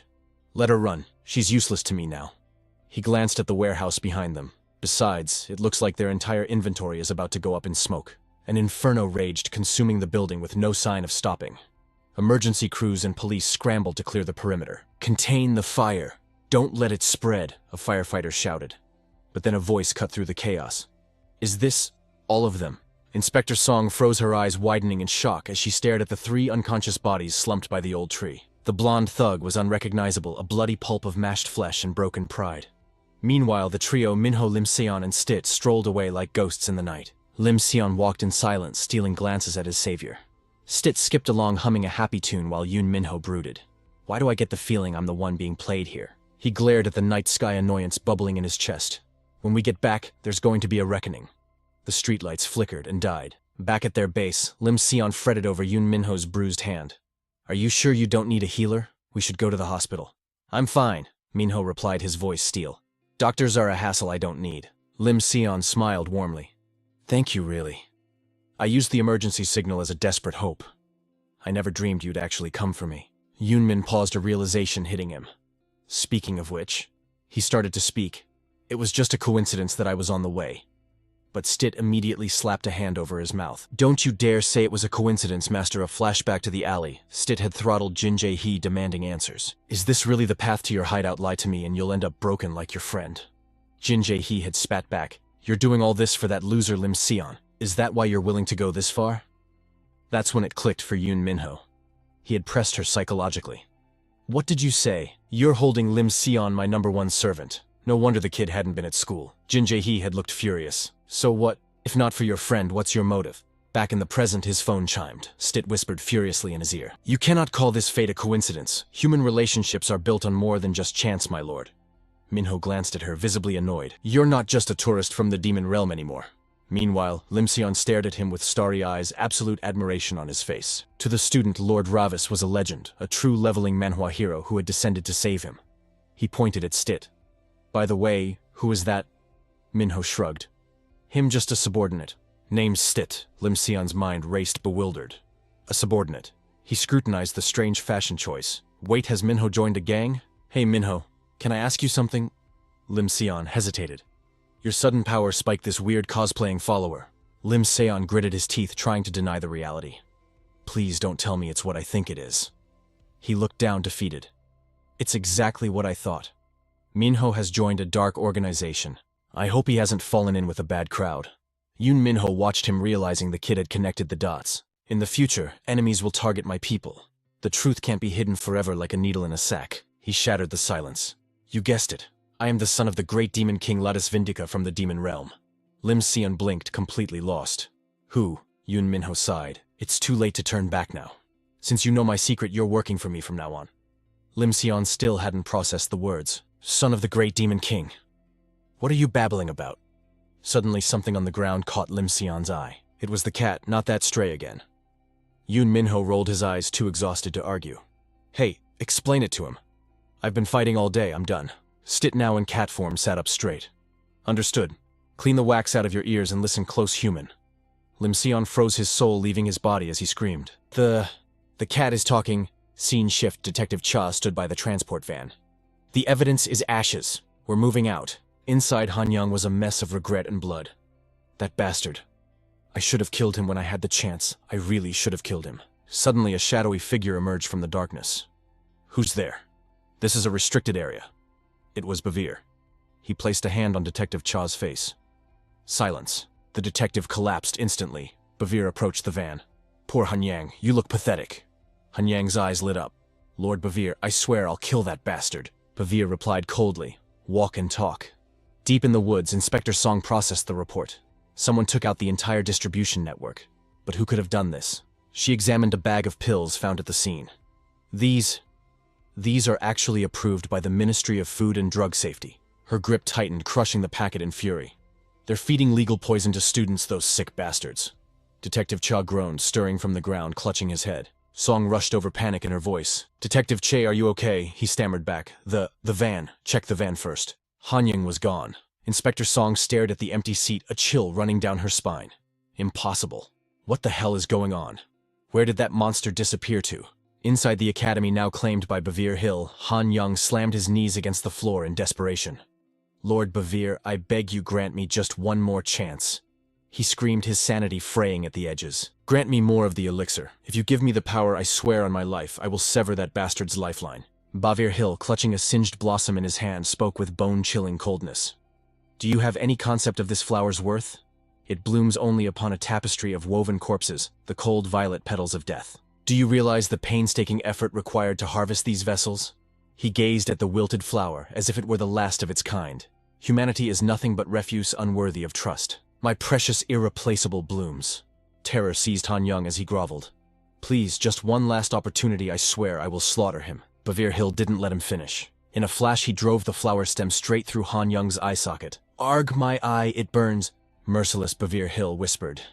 Do you recall the blood oath you swore to me? His voice dropped to absolute zero. Then prove your loyalty. Let the flowers bloom from your very flesh. Meanwhile, Jin Jae-hee was frantically ransacking the corner of the room. Damn it. I have to survive this nightmare at all costs. If I can just find the wallet, I can escape this hellhole. She tore the room apart in a frenzy. Shit, where the hell did they hide it? The cops have already swarmed the office. Before she could finish, a distorted figure emerged from the shadows. I only came to inspect the scene, but look what we have here. Jin Jae-hee recoiled, trembling in pure terror. Who the hell are you? This is insane. Why do you want to start trouble now? The figure's face twisted with addiction and rage.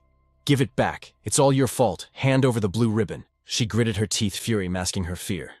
You short-circuited junkie. How many pills did you pop? Grabbing a wooden plank, she swung with lethal intent. So, die, you freak.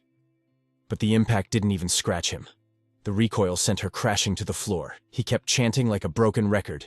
Damn it, the blue ribbon. Give it to me. Madness consumed him as a dark aura exploded outward. The blue ribbon.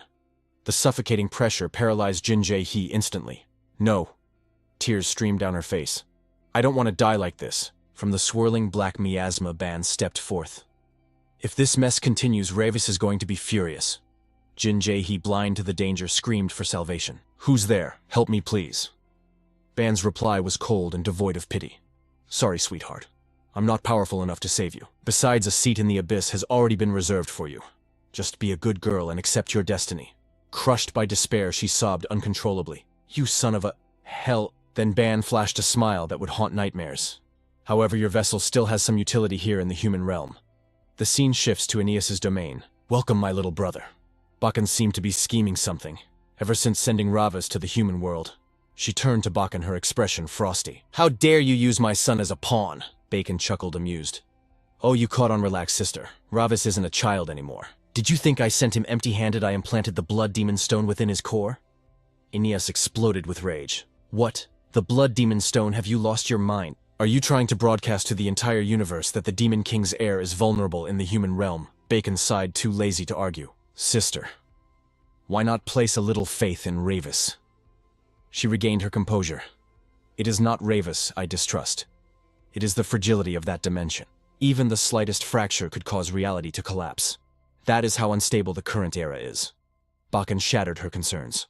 Ravis is far more powerful than you give him credit for. He takes after me a thirst for battle and combat prowess that eclipses all others. Furious, she grabbed Bacca by the skull. You brat, that is exactly the problem. If even a single hair on Ravis's soul is damaged, we are both dead meat. Do you understand? Realizing he was being bullied despite his age, he snapped. How old am I, and you're still smacking my head? Ban, scour the grimoires. Find a spell to delete all older sisters from existence. Ban wasn't having it either. Silence. I have no desire for an insane younger brother like you. He sighed. Can you two please compose yourselves? She yanked Bacca's head violently. Ban thought to himself, it is truly a miracle Ravis grew up sane in this chaotic environment. Back at the apartment, Lim Si-hoo shivered but asked the burning question. So, you are really a demon? Jung Min-ho replied calmly.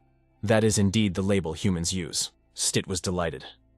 Did you hear he said us? Lim Si-hoo trembled. Now that I know the truth. Will I be dragged to hell when I die? He replied, hell is already right here on earth. But if you accompany me to the demon realm, no entity will dare lay a finger on you. His aura darkened dangerously. Because I, Ravis, the sole successor to the Demon King, am your master. Si-hoo recoiled in horror. No, I don't need protection. I never want to go to a place like that. Seeing her fear, a playful smirk crossed his lips. Just try to back out. I'll pluck Ban's eyes out and suck on them like candy. Si-hoo asked. Then, what happened to the real Jung Min-ho? Stit, now in cat form, answered that mortal was destined to perish regardless. By the laws of this awakening Manhwa world, we can only possess a vessel that has already met its end. Si-hoo bit her lip, sorrow washing over her. Impossible. Why did Min-ho have to die? Seeing her distress, Min-ho spoke. Do not let the darkness consume you. We will all reunite in the demon realm in a few decades anyway. Lim Si-hoo slumped, utterly defeated. So, it's confirmed. My soul is bound for the underworld no matter what. Seeing her despair, he turned to Stit. Humans have such uselessly vivid imaginations. The demon realm is actually quite a festive place, isn't it? Stit nodded. Oh yes. Absolutely. Then, with a menacing tone, the cat added, Our home is overflowing with the metallic scent of blood and eternal screams. Si-hoo turned pale. Please, stop talking. Min-ho gave her a stern look. You have a long life ahead before that day comes. Just treat me as you always have, and breathe a word of this to no one. Terrified, she whispered, Understood. Min-ho stretched, wincing. Anyway, this human vessel is aching again. I'm off. Stit called out. Wait for me, Lord Ravis. As he walked, fatigue hit him. My head is pounding. Did I overdraw power from the blood demon stone? Suddenly, Jung Min-ho appeared beaming with a cake. Brother, happy birthday. Jung Min-ho, did you forget what day it is? He blinked. Birthday, Min-ho giggled. Mom and I slaved away making this since yesterday. I can't guarantee the taste, though. She placed a party hat on his head. Mom and Dad will be home soon. Raising a camera, she smiled. All right, say cheese. Let's kick this off with a birthday selfie to capture the moment. Jung Min-ho seemed to notice a strange shadow on his face in the lens, but she quickly laughed it off, trying to keep the atmosphere light. A flashback revealed the truth. He had stepped in when some thugs were harassing an old lady with a cart. He dismissed it as nothing, but deep down, he brooded over his own weakness, trying to play the hero when he lacked the strength to back it up. Strangely enough, she scooped up a spoonful of cake and held it out to him, insisting he must be starving. He took a bite, savoring the sweetness as if he were tasting the ambrosia of the gods. What was this sensation, white, soft, and endlessly sweet? But just as he tried to analyze the flavor, the piece was shattered. Jung Tae-seok stormed in like a bull in a china shop. Damn it all. His footsteps thundered with rage. He demanded to know where the bastards who egged him lived, swearing to slaughter them all. His subordinates trembled. Yes, sir. But his fury overflowed and he struck one of them down. No, I should kill you first, he roared. You couldn't even stop a few eggs. His wife, terrified, rushed forward to hold him back. Honey, please stop this madness. He swatted her hand away, bellowing at her to let go. Jung Min-ho, seeing the danger escalate, threw herself between them. Please stop. Mom didn't do anything wrong. Wamo. What's misumios? Jung Tae-seok's eyes locked onto the cake, his voice dropping to a menacing growl. What the hell is this? Your father gets humiliated on the campaign trail and you're sitting here throwing a party. Mao. He shoved her aside, spewing venom. What kind of trash are you, consumed by wrath? He swept the cake off the table. If I were really your father, would this garbage even swallow down your throat? The mother tried to intervene again, her voice trembling. Honey, please, today is Min-ho's birthday. But the man only scoffed. A birthday at a time like this? He spun around and marched toward the door, the air thick with his toxicity. This family is suffocating. But in that moment, Jung Min-ho's eyes darkened with a silent fury. My cake. How dare an insect like you touch what belongs to me? The mother collapsed, hugging Jung Min-ho and sobbing uncontrollably. I'm so sorry, my children. I'm so sorry. Min-ho held her close, whispering, No, Mom. You didn't do anything wrong. Jung Min-ho's gaze remained fixed on the door, cold and unyielding. In his eyes, Jung Tae-seok was nothing more than an arrogant mortal playing with forces he couldn't comprehend. Meanwhile, in his office, Jung Tae-seok was spiraling into madness. That bastard Wee Young Moo, he hasn't sent a dime and cut off all contact. Where is that rat hiding? He ground his teeth, the pressure mounting. If we want even a single photo with Congressman Park, we need to grease palms first. Young Moo, that treacherous snake. His subordinate tried to appease him. I will do my best to locate Wee Young Moo, sir. The man clenched his fists in hidden frustration. It was humiliating to bow and scrape before such lowlifes just to boost approval ratings. Every single one of these people acts like absolute trash. Suddenly, another aide burst through the door out of breath. Sir, you need to see this. A video of Min-ho is going viral online. Jung Tae-seok snapped urgency in his voice. What video? The aide handed over the tablet. Please watch this. On the screen, Jung Min-ho was filming a confrontation with bullies. Hey, I'm recording everything. Stop it right now. In the video, the bully shouted back, face twisted in ugly rage. Hey, you crazy bitch, who are you to interfere? Her voice rang out clear and sharp. Why are you bullying an old lady, you scumbags? The thug screamed. You witch! But the crowd began to murmur. Hey, cut it out! Damn it, what are you looking at? Let's go. The bullies retreated. In the video, Jung Min-ho approached the grandmother gently. Are you okay, ma'am? The old woman's voice cracked with gratitude. Oh, thank you, child. Watching the footage, Jung Tae-seok's expression shifted.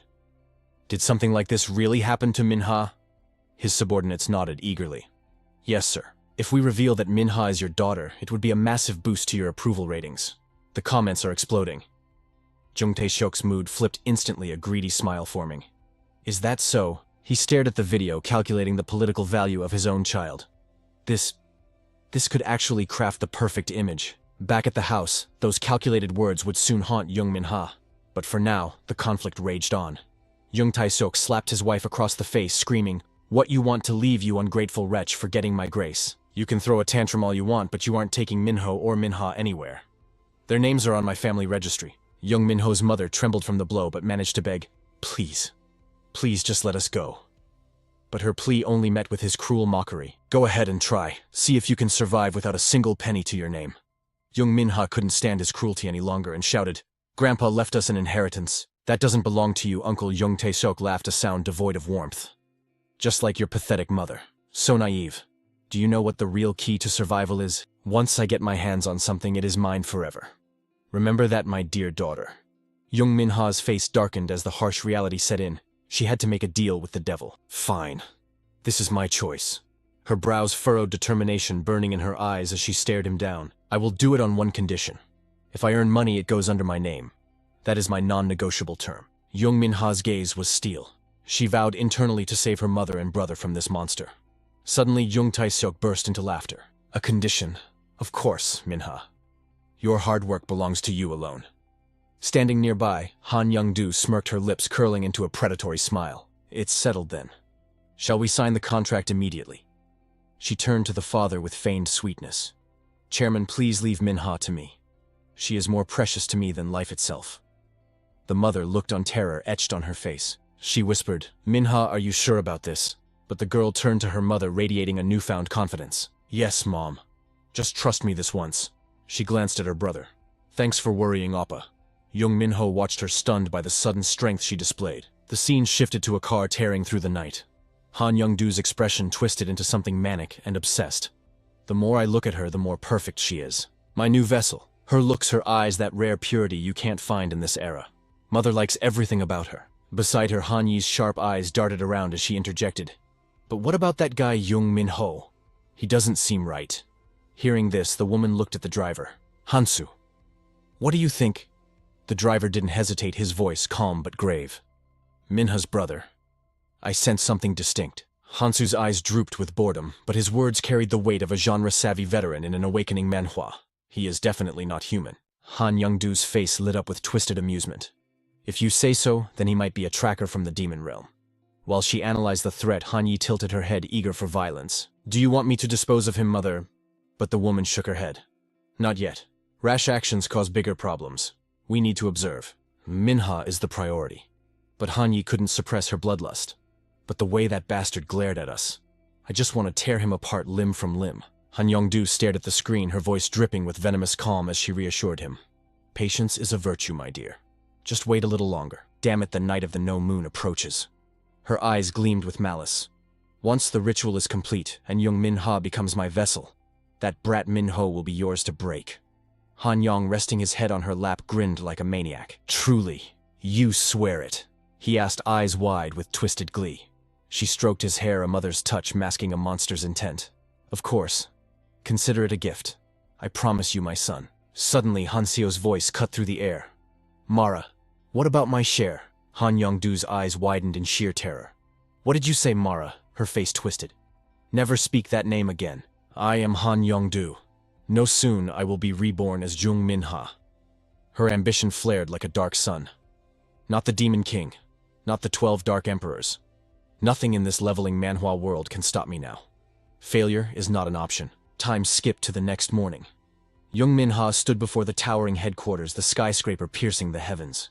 Determination burned in her gaze, suppressing the sigh escaping her lips. I can do this. With steel in her spine, she took that first step toward her destiny. Inside the boardroom, a voice commanded attention. Eyes up, everyone. Behold the newest jewel of our family, Minha. Han Young-do draped a possessive arm around her.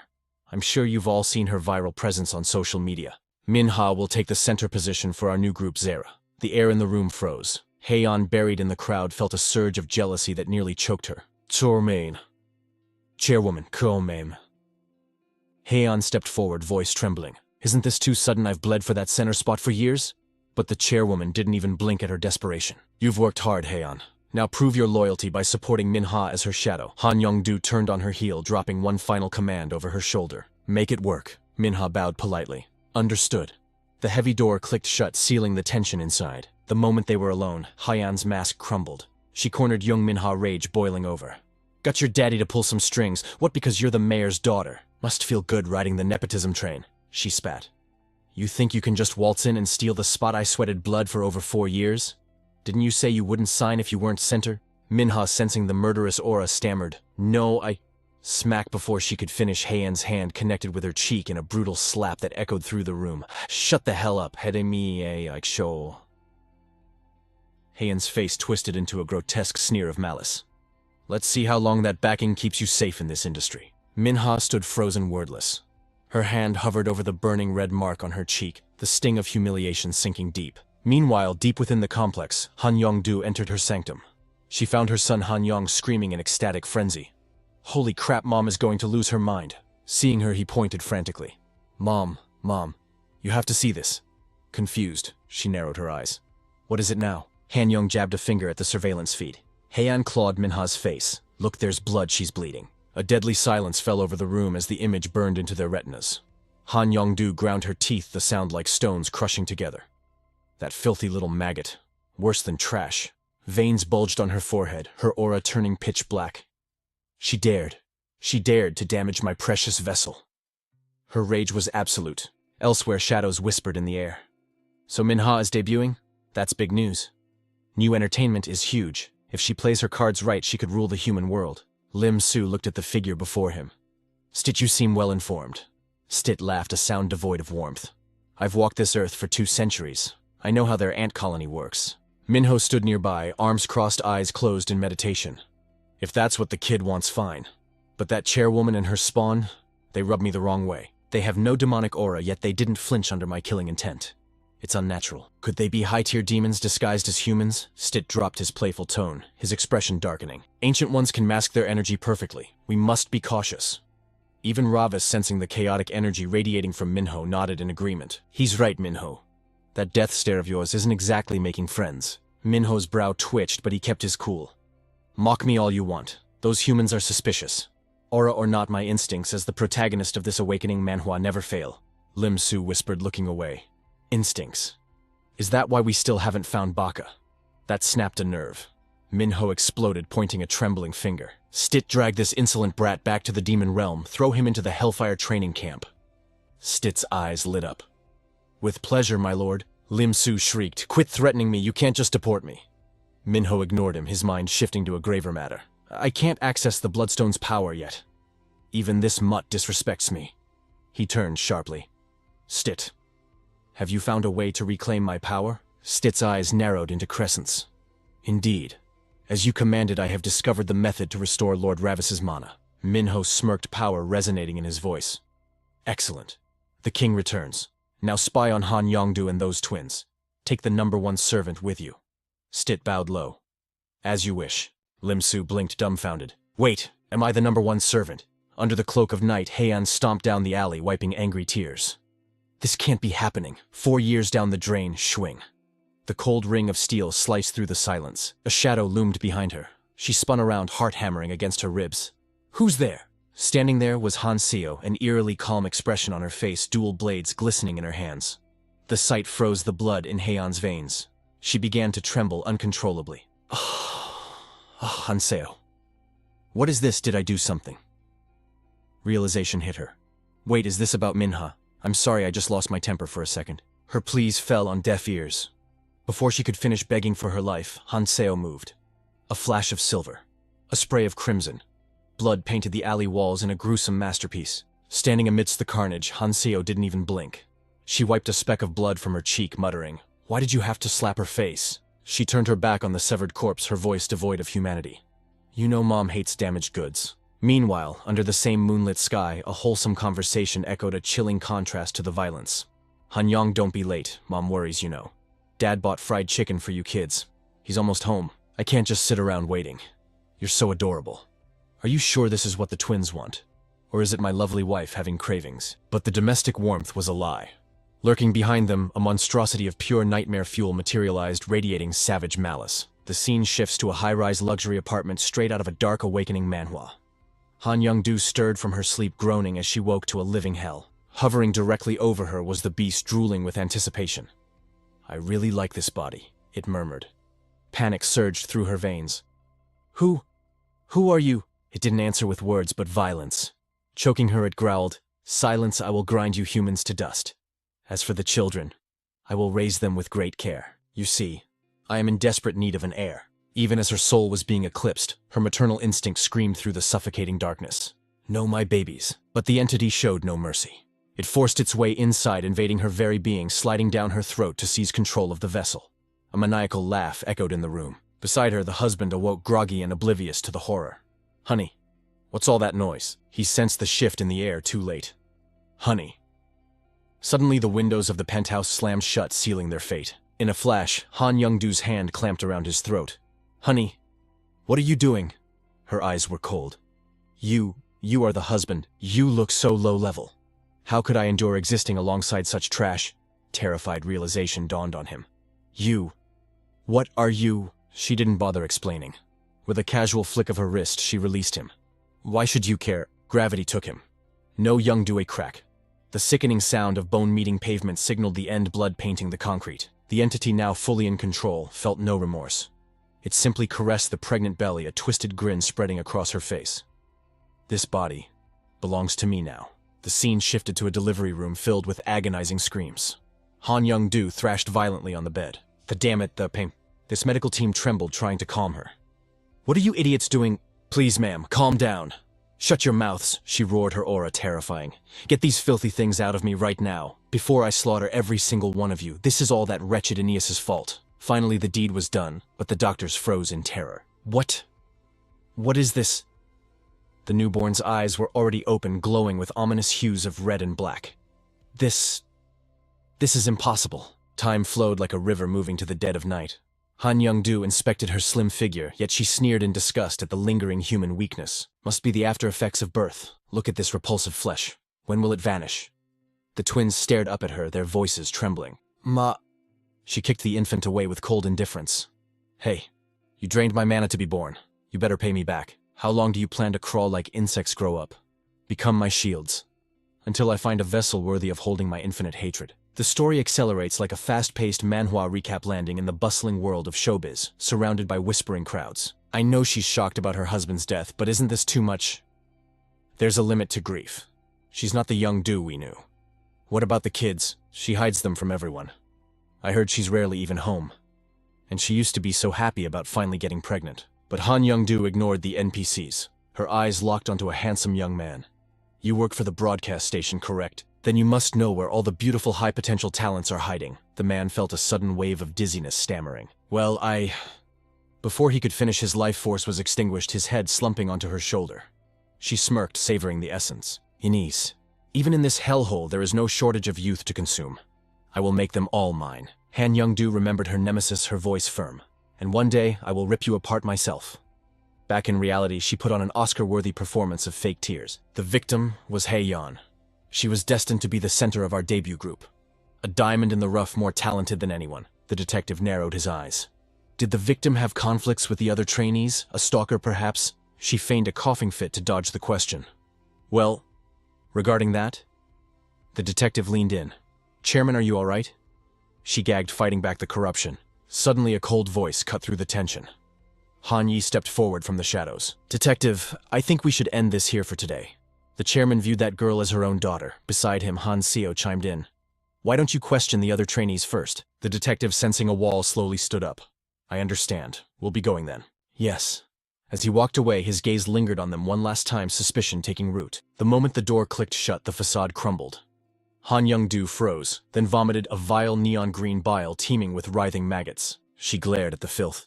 That damn detective sniffing around like a rat hunting for cheese. Do you know how much gold I invested to cover this up? What is High Command doing? Han Yi bowed slightly. Mother, he will stop soon. But the reassurance only fueled her rage. This vessel is rotting. I'm dying of impatience. How dare that brat Hae-yeon leave a scar on my body? Han Seo immediately embraced her decaying form. Mother, are you worried? I'm almost finished preparing Jung Min-ho's body for your transfer. Just hold on. Han Young-doo's voice dropped, dripping with cold calculation, as if a switch had been flipped. That's right, Sua. Get started immediately. The room filled with the heavy atmosphere of a scheme set in motion. I assume you have all heard the news about Hae-yeon. Some deranged lunatic or perhaps a madwoman attacked her. Psychopaths are attacking high school girls in broad daylight.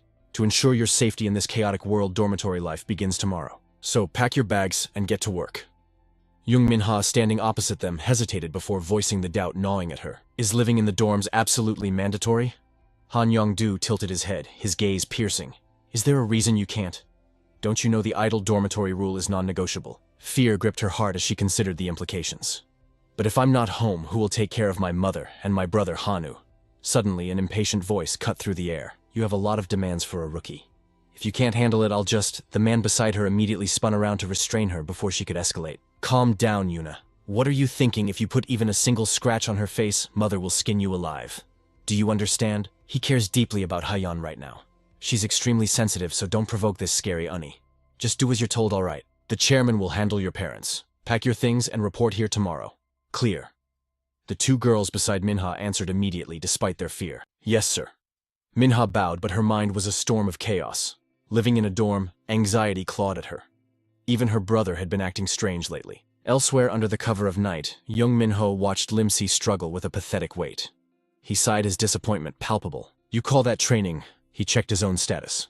My mana circles are stabilizing, getting stronger by the day. I can crush a human mage, but facing a demonic beast in this state, that would be a death sentence. That bastard Vayne. If he wanted me to survive in this leveling Manhwa world, he should have taught me how to control the Bloodstone. Memories surfaced of Vayne lying lazily on his bed, kicking his feet in the air. I should probably include the Bloodstone control method in my letter to my dearest friend Ravis. Since you are still so pathetically weak, I've prepared 2 gifts. First, the secret technique to control the Demon Realm Bloodstone. Originally, the Bloodstone suppressed a prisoner's mana. But this one, it holds sealed magic power intertwined with the remnant of your soul. I modified it to link the mana of that vengeful spirit directly to your fragile human vessel. However, that godlike power will only unleash when the Bloodstone shatters. Yes, my eye must be destroyed to open it. And now for the second gift. I sent that child to you. I'm sorry. I love you. Please take care of them, my friend. Vayne held up the letter, a satisfied smirk playing on his lips. Done. Now to send this to Ravis. Read it well and reclaim your throne. But in reality, Jung Min-ho ground his teeth and visualized tearing that letter into oblivion. That manipulative trash. Does he think I'm his puppet? I'll tear him limb from limb before I ever reach him. Wait, that damn Vayne. Ravis never actually read the letter. Was the control method actually written in that letter I ignored? Suddenly, Stid in his cat form sprinted toward him in a panic. Master Ravis, a catastrophe has occurred. Lim-si stared in horror at the cat running on 2 legs, but Min-ho remained ice cold. What is it now? Stit looked up breathless, reporting on the situation regarding Han Yong-du and the twins the Demon King had inquired about. What about them? It's Mara, that chairman woman, Han Yong-du. She is Mara. Min-ho frowned, the name unfamiliar. Mara, who is that? The greedy witch, one of the 12 dark zodiacs. It seems Maravelias has possessed a human body and is hiding right here. Hearing this, a wicked smirk curled Jung Min-ho's lips. Interesting. His mind drifted back, unlocking a memory of a bustling banquet in the demon realm. A crowd had gathered, showering praise upon a figure. Lady Aeneas, you are truly the most beautiful deity in the demon world. Your silence only amplifies your nobility. How can one being be so perfect? Lady Aeneas did not feign humility. She spoke with supreme arrogance. To possess beautiful lips, one must first learn to keep only the truth in their heart. A noble woman beamed with admiration. Truly a higher being. Every word you speak flows like exquisite poetry. It is because you speak only truth that you remain so radiant. The surrounding demons nodded in agreement, their praise unending. I just enrolled my daughter in the art of eloquence, hoping she might one day serve Lady Aeneas. I want her to learn that words can be as sharp as knives defining one's virtue. Aeneas extended her hand with faux benevolence. I understand. Then I shall bestow upon your daughter the blessing of the silver tongue. Oh, thank you. 1,000 thanks, Lady Aeneas. From the shadows, Maravelias watched, green with envy, and scoffed loud enough to be heard. What a load of absolute garbage. The demon beside her tried to smooth things over. Lady Vel, you look absolutely magnificent today as well. Maravelias shot her a glare, then curled her lip in a sneer. Thanks. Since I'm feeling generous, I'll bless your daughter too. May she drown in an ocean of lust and die in excruciating agony. The noblewoman clamped a hand over her mouth, retching at the vile curse. Maravelias glared at Aeneas, jealousy screaming in her soul. Just you wait. I will destroy everything you hold dear. Back in the present, Stit continued his report with grave seriousness. Lady Maravelias holds a deep-seated grudge against Lady Aeneas. Jung Min-ho crossed his arms, his eyes narrowing as he analyzed the intel. Sounds like she's been a petty wretch since birth. No wonder she doesn't care about consequences. Right after ascending to the 12 dark zodiacs, she was caught stealing from the soul well. She fled to the human realm and turned it into a living hell. Lim-si, still confused, interrupted. But why did the witch approach Min-ha? Do you think she knows you're Ravis? Min-ho stared into the distance, his voice low. Unlikely. If she knew, this silence wouldn't have lasted. Either way, in my current state, I cannot defeat a dark zodiac. And those twins, Something is off about them too. Stit, still in cat form, placed his paws on his hips. Then we have no choice. We must amplify the energy of the demon bloodstone immediately. I will prepare everything. Her eyes gleamed with a cunning light as the master plan took shape. Step 1, shake up the entire neighborhood. But first, the scene shifts to the bustling rhythm of a supermarket. Jung Min-ho walked alongside her mother, but the older woman couldn't silence her worries.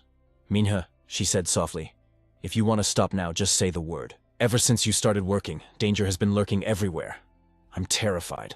Sensing her mother's trembling anxiety, Min-ho softened her voice to ease the burden. It's fine, Mom. Manager Ann said the police are closing in. It was just a random act of violence. But deep furrows etched themselves into her mother's brow. Didn't you always dream of becoming a veterinarian? Fate played a cruel joke as they passed the pet food aisle at that exact moment, highlighting the path not taken. The words plunged Mina into deep thought. Chasing that innocent dream would take years' time she simply didn't have. I need to pull Mother out of that living hell immediately. With my own 2 hands. She gripped the cart handle until her knuckles turned white, then forced a bright, reassuring smile. Mom, this is a once-in-a-lifetime shot dreams change right. I'm going to become a star and make us a mountain of cash. Her mother's worry didn't fade. But if you live in the dorms, I won't see you. Mina didn't let her confidence waver for a second. Don't worry about me or him. Once the voting ends, the chaos will settle. But her confidence only made her mother feel like a heavier anchor dragging her daughter down. Her expression darkened as she whispered, I'm so sorry, Minha. If I hadn't remarried, maybe you wouldn't have lost your motivation. Minha instantly felt the weight of that guilt. She placed a gentle hand on her shoulder. Stop. You're still young. Raising us alone was hard enough. Dad's death wasn't your fault. And that man, he fooled us all before the wedding. We were deceived, Mom. Seeing the fire in her daughter's eyes, the mother was left speechless. Minya. But the girl stood firm like a fortress. Just wait a little longer, Mom. I'm going to work harder than anyone else. The scene shifts to an amusement park where screams tore through the air. But this wasn't just a slice-of-life moment. It was the calm before the storm in this manhwa recap. Jung Min-ho glared at the roller coaster from the ground, scoffing in disbelief. Pathetic humans. What exactly is so terrifying about a metal cart on rails? Lim Seok side-eyed him, judging hard. For a demon king, you sure puked your guts out just now. Min-ho bristled. His pride stung. I only vomited because I ate spoiled food, Lim Seok muttered under his breath. Yeah, right. I told you not to ride it. Jung Min-ho narrowed his eyes, swearing a silent oath to the heavens that he would never set foot on such a machine again. They arrived at their true destination, a haunted house with a gate that screamed death. Min-ho regained his composure.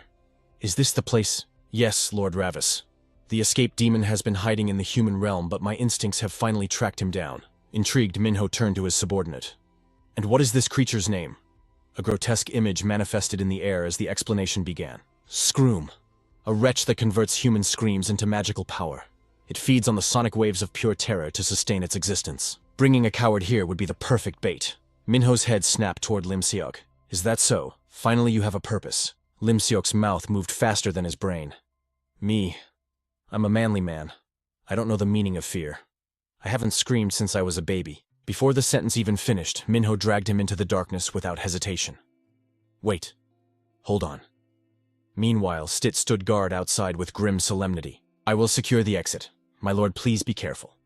Inside, twisted faces and ghoulish figures welcomed them instantly. Minho sighed, unimpressed. Why do humans fear this trash? It's just painted plastic. Beside him, Lim Seok was already trembling like a leaf. Stit was right. I feel something strange here.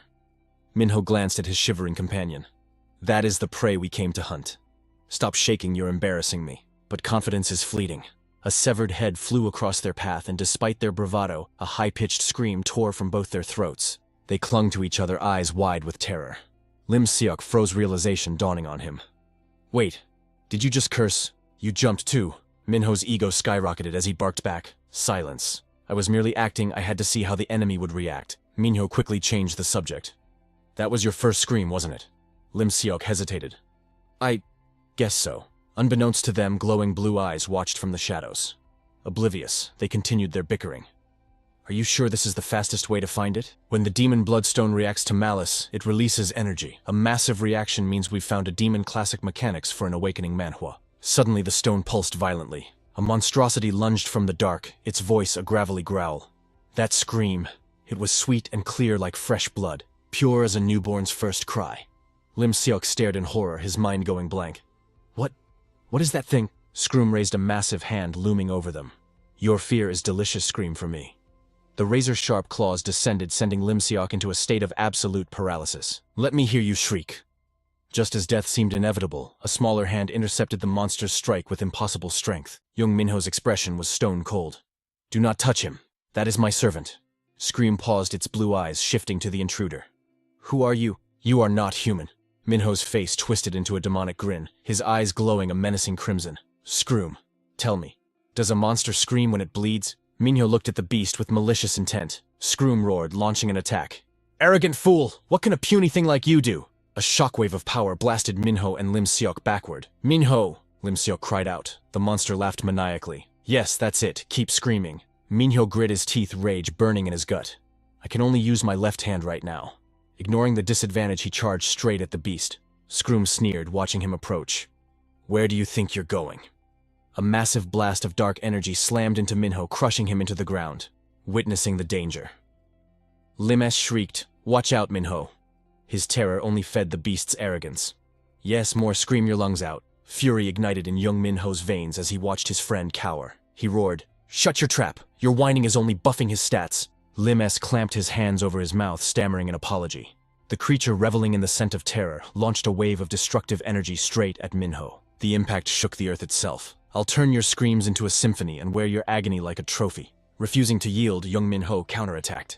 Surging through the air with a pre-charged skill, he scoffed. Me afraid of a low-level trash like you. The beast evaded effortlessly, mocking his desperate strike. Look at you flailing about, how adorable. The attack didn't even scratch its HP bar. Min-ho realized the grim truth.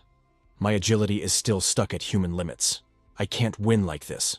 Suddenly, the monster snatched him out of the air. Lim S cried out his name in despair. Min-ho! He struggled against the crushing grip, but the beast unleashed a lethal aura from its claws. This blade was forged from your friend's terror. Imagine the exquisite sound you'll make when I carve your eyes out with it. Even in the jaws of death, Jung Min-ho's will remained unbroken. I'll never give a third-rate demon the satisfaction of a scream. Is that so? Let's test that resolve. The dark energy pierced directly into Min-ho's eye. Lim S froze in horror, but the scream never came. Instead, a cold voice cut through the air. What is this? Min-ho's injured eye didn't bleed. It glowed a menacing crimson. A provocative smirk played on his lips. My vision. It's clearer than ever. Vain, you sly fox, you planned this all along. I modified the demon bloodstone to link the sealed energy to your soul. But that power stays locked until the stone is shattered. Classic leveling Manhwa mechanics. With a gaze sharp enough to cut steel, he glared at the beast. Vain, you bastard, hiding the unlock condition. The monster recoiled in shock. Impossible. Why didn't my despair blade blind a mere mortal? Unleashing a skill, Min-ho replied. Because I am no mere mortal. He barked an order. Hey S, scream like you're dying. Confused, the boy stammered. Won't that help him? Min-ho snapped, Shut up and scream. Limbs hesitated, but loyalty outweighed fear. I don't get the strategy, but I have to trust Min-ho. He drew a breath and let out a blood-curdling shriek. The demon feasted on the sound, but simultaneously the seal within Jung Min-ho shattered. With the demon bloodstone cracked, the seal on my right leg is gone. The beast laughed. Fool. You're just feeding me XP. Your arrogance is your downfall. Min-ho grinned, sensing victory. Did you know your frame rate drops whenever you gorge on a scream? The monster froze. What? Min-ho launched his assault. Now let's hear you scream. Min-ho leaped, eyes blazing with killing intent. The explosive power he unleashed was intoxicating. I can feel it. The shell is broken. He unleashed a barrage of strikes. If I farm this demonic energy, I'll speedrun my recovery. It was pure liberation. As predicted, his stats were skyrocketing beyond anything a human could handle. The seal is history. Now I just need to grind and absorb demonic energy until I reclaim my throne. Lim S watched the demon vanish into Min-ho's hand. You just ate that thing. Are you okay? Min-ho turned with a wicked grin. Never better. Let's go find more mobs. Scene change. Jung Min-ho bowed politely to Han Yi. Thank you for the escort. The woman replied with ice in her eyes. Strip down and stay put until the simulation begins. Min-ho meekly replied, Yes. But her mother gripped her hand, manic desperation in her voice. You must succeed. Watching the monitors, the mother's grip tightened enough to crush bone. Min-ho, Han Yi, I'm so thrilled. Her voice dripped with madness. If I swap bodies with her, you'll still obey me, right? Han Yi replied without hesitation. Of course, mother. Then let the experiment begin. Meanwhile, Jung Min-ho and Lim S arrived back in the city. Stit's standing guard sensed a wave of familiar, terrifying pressure. She spun around. This distinct aura. Could it be? Seeing him whole, Stit bowed low. Congratulations on your recovery, Lord Ravis, the Blood Monarch and ruler of all life. I pledge to be your shadow following you to the ends of the earth and beyond. Min-ho waved her off coldly. Cut the formalities. Give me the coordinates for the next target and locate Mara. I need to re-establish my dominance once I level up. She raised her head eyes burning with loyalty. Understood, Master. My lord, we've located a target. A human smoker hosts a parasitic demon named Apepsion. It's a grotesque purple monstrosity that feeds on lung vitality. Apepsion was urging its host, "More smoke, more." Suddenly a hand clamped onto its skull. Jung Min-ho's voice dropped an octave. "You're coming with me," the demon stuttered. "Who the hell are you?" Min-ho didn't waste breath. His left eye flashed, and with a single wretched scream the demon was devoured. After absorbing the last drop of essence, Min-ho grimaced. Damn, that tasted like an ashtray. He turned away. Next target. Shortly after they cornered a demon clinging to a drunkard. This was Azra, a parasite that feasted on memories. Min-ho gagged after the absorption. Another disgusting meal. Lim S peeked out from behind a utility pole, trembling but curious. I didn't know the human world was infested like this. But why do they need to feed on humans? Min-ho turned his left eye glowing with an eerie crimson light. When demons cross the dimensional barrier into the human realm, they are stripped of their mana. They must find a substitute energy source to survive, or they simply cease to exist. Seeing that glowing eye, Lim S shivered. I get it now. Demonic possession isn't just a myth. Jung Min-ho raised a hand, crimson energy swirling around his arm like a living storm. His eyes gleamed with calculation. With my mana finally restored, it was time to test the limits of this power in true awakening Manhwa fashion. Lim Siwoo's jaw dropped, his eyes popping out in disbelief. Min-ho, what on earth is that? Min-ho clenched his fist, and the blood aura solidified instantly into a jagged crimson blade. A smirk played on his lips. I finally reconstructed it. My signature weapon? Damn Rocco. Though to be honest, this is merely a fraction of its true glory. As the blood aura dissipated, a wave of concern washed over the boy. By the way, is it really safe sending Stit out alone for this Manhwa recap-worthy mission? Min-ho shook his head, confident. Don't worry, her magical signature is so faint they'd need a microscope to detect her. High above, perched on a branch, Stit hung upside down in her bat form, scanning the area with predatory focus. But patience wasn't her strong suit. I'm starving. I'm gonna waste away at this rate. Suddenly her eyes locked onto a target. She swooped down her small claws, snatching a wriggling insect from the air. Gotcha. But triumph turned to horror as she examined her snack. Wait, what is this foul energy? She held up the grotesque, writhing larva. It pulsed with a sickeningly familiar aura. The dark mana of Mara. Panic surged through her veins. She shot into the sky like a bullet. Master needs to know about this immediately. Meanwhile, in a dimly lit parking garage, a white sedan crept forward ominously. Inside, Han Yu-hyun cradled the unconscious Jung Min-ho, a twisted grin on his face. Mother, I drugged her perfectly, just like you asked. Aren't I a good son? From the front seat, Han Yujin turned a psychotic smile stretching across her face. You did excellent work. Praised by his mother, the boy's eyes lit up with fanatic devotion. Now drive, Yu-hyun. Drive. Jung Min-ho remained slumped over, oblivious to the nightmare awaiting her. Back at the base, Stit was trying to report, but her mouth was full of the wriggling parasite. After listening to her muffled gibberish, Min-ho's patience snapped. Spit that thing out before you speak. I can't understand a word. She transformed back, spitting the slime-covered creature onto the floor. Lord Ravis, you have to see this. Jung Min-ho glanced over, his expression instantly twisting in disgust. What in the hell is that? Dios, shosti. It reeks. As the larva convulsed, Min-ho realized the truth. This is unmistakably a parasite of Mara. It seems she lost her original form crossing the barrier and has hijacked a human host. Min-ho's eyes narrowed, his mind racing. If these parasites are active, it means Mara is desperate. She's hunting for a new vessel. A human shell can't contain Mara's soul for long. Lim Siwoo's face went pale as the realization hit him. Wait, was that audition just a trap to get to Min-ho? Min-ho nodded grimly. It's highly likely. Mara has always been obsessed with youth and beauty. He grit his teeth, irritation flaring. The irony is that hag is even older than my own mother. She's elegantly insane. Hearing this, Siwoo blinked, his curiosity piqued. Wait, if she's old, exactly how old is your mother? Min-ho tilted his head, answering as if discussing the weather. In human years, she's roughly 6,375. Siwoo froze, his brain short-circuiting. Then, how old are you? Min-ho frowned, searching his ancient memories. How old am I? I remember when Uncle let me observe the human realm once. I saw them building those triangular structures. The pyramids. Back then, Bao laughed and pointed. Look at that, humans are building a temple to worship me. I am an entity far beyond you low-tier gods. Understand, nephew? Hearing his uncle brag, young Ravis had just sneered. What's there to be proud of? Actually, Vane had interjected, pushing up his glasses. Lord Baal, my data suggests those aren't for you. They are worshipping Ra, the sun god of the celestial realm. Baal's jaw hit the floor. What? Why would they worship a loser I defeated? How should I know? But Baal refused to accept it, wrapping his arms around them with a boom of laughter. Whatever I won, so it belongs to me now. Back in the present, Siwu was trembling. The pyramids. That was 4,000 years ago. You're living history. Even the lore in a system Manhwa isn't this deep. Stit couldn't take the casual chatter anymore. What are we doing, Lord Ravis? Your sister is about to be devoured by Mara. Minho's expression darkened, the playfulness vanishing instantly. Minho. Hold on.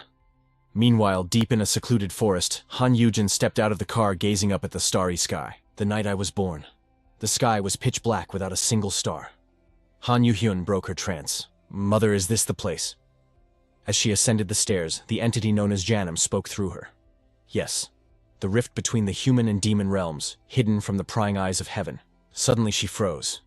What is this? Before them stood a lone demon surrounded by rows of perfectly arranged corpses. The demon bared his fangs. Who dares trespass here? Han Yujin's eyes flashed with sinister light. I am Mara Belias, and you are standing in my domain. The demon flinched.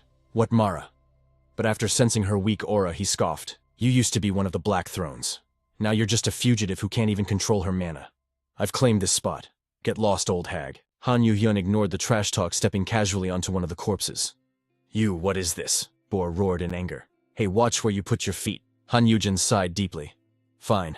I admit I'm weakened. Maintaining this human shell costs too much power. That is exactly why I prepared my safeguards. My children.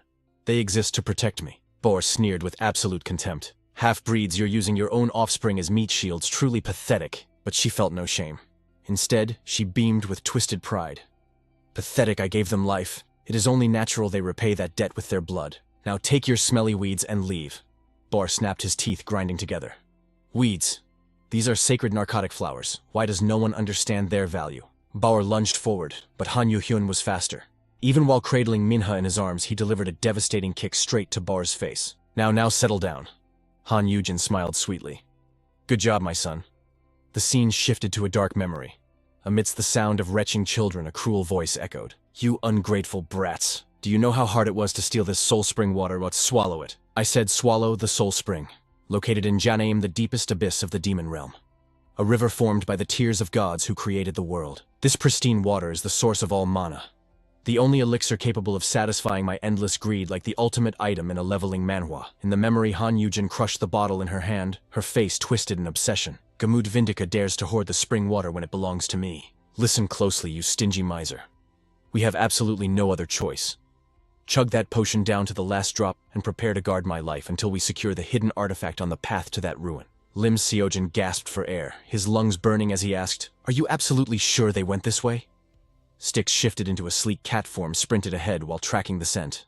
The foul stench of Mara's corruption is becoming unmistakable. Styx finally lifted his head, locking eyes on the dilapidated structure ahead.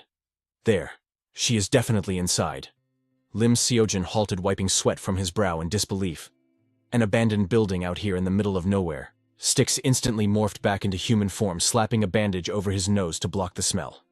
My senses are overloaded. Seeing his companion offer no helpful intel, he turned his attention elsewhere. Minho, you have to promise to save Minho no matter what. The protagonist stood in silent contemplation for a moment before nodding. Fine. Let's move. Seojin yelped as a heavy arm draped over his shoulder. Me too, I will just be dead weight. Jung Min-ho's eyes turned icy. Dead weight hardly. You have the perfect constitution to serve as a high-quality meat shield. Seojin's jaw dropped in horror. What a meat shield. Styx chimed in, quickly desperate to stay on the winning side. Lord Ravis, I pray for your absolute victory against Mara. Good luck. Jung Min-ho glanced back, his gaze sharp and cold. You are coming too. We need to balance the party numbers. Styx froze, panic rising in his voice. Why do I have to go too? Styx trembled uncontrollably, an internal crisis unfolding. Is fame and fortune really worth this terror? I really should have just stayed safe under Lord Vane's command. Inside the crumbling building, Jung Min-ho was placed atop a magical formation. Han Young-do smiled with twisted satisfaction. Good. Let's speed this up. Bauer, once arrogant, was now groveling on the floor in total submission. Lady Mara of Greed, please spare my miserable life. You will surely need a guide if you plan to survive in the human realm. Han Young-do found his desperation amusing. Mom, can I keep him as a pet? I have some annoying chores to handle nearby. We can make him do the housework. Bauer nodded frantically, eager to serve. Yes, assign me anything, I will complete it instantly. At that precise moment, a voice dripping with sarcasm cut through the air like a blade. Trash really does have a knack for finding other trash, does it not? A coward who betrayed his clan, a thief running on greed, and a pair of half-breed twins. What a pathetic little squad of misfits you have assembled. Han Young-do spun around, eyes bulging with rage. You, Han Yi. Sticks feigned shock.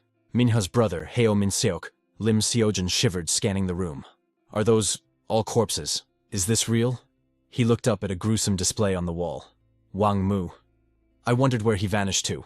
Turns out he was Rodom here all along. Look closely, Lim Seojin. If I had not saved you, that decoration on the wall would be your fate. So from now on, you better obey every command I give. Understood. Seojin's face went pale, his body shaking uncontrollably as the reality set in. This is disgusting.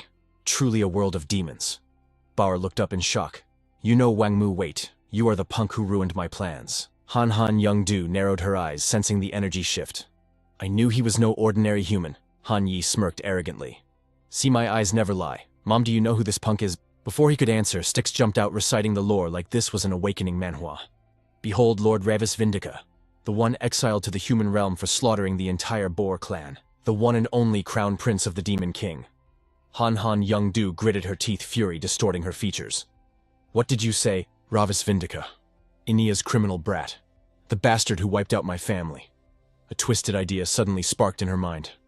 Wait. This is actually my chance. He is no longer the bloodthirsty butcher of legend. He is just a prisoner trapped in a weak human vessel. I can exact my revenge with my own two hands. Han Young-do growled, her voice dripping with venom.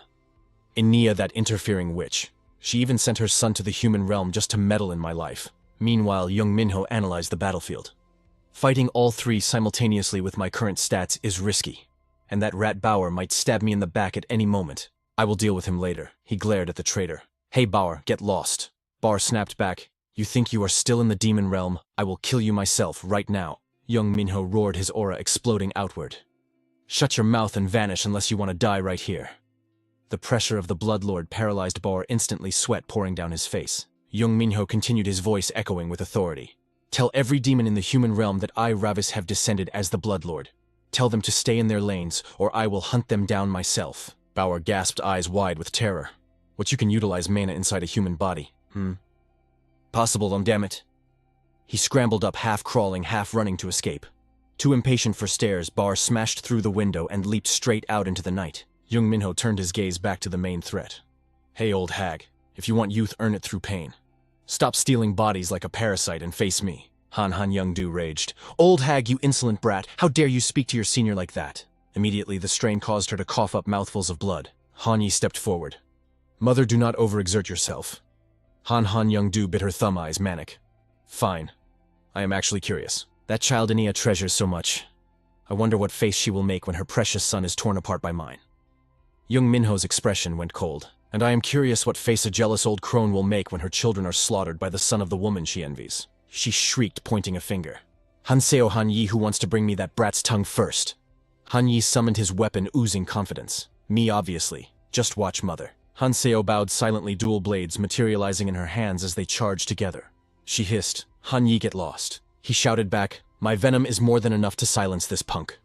They swung their weapons simultaneously, but Jung Min-ho dodged effortlessly to the side. Hanseo slashed horizontally, and he parried with his blade. Suddenly, Han Yi screamed, Hanseo, move, you are in my way. She growled, shut up and support me from the back. Jung Min-ho stepped back, analyzing their movements. Zero teamwork. I can exploit this. He taunted them amidst the steel clash.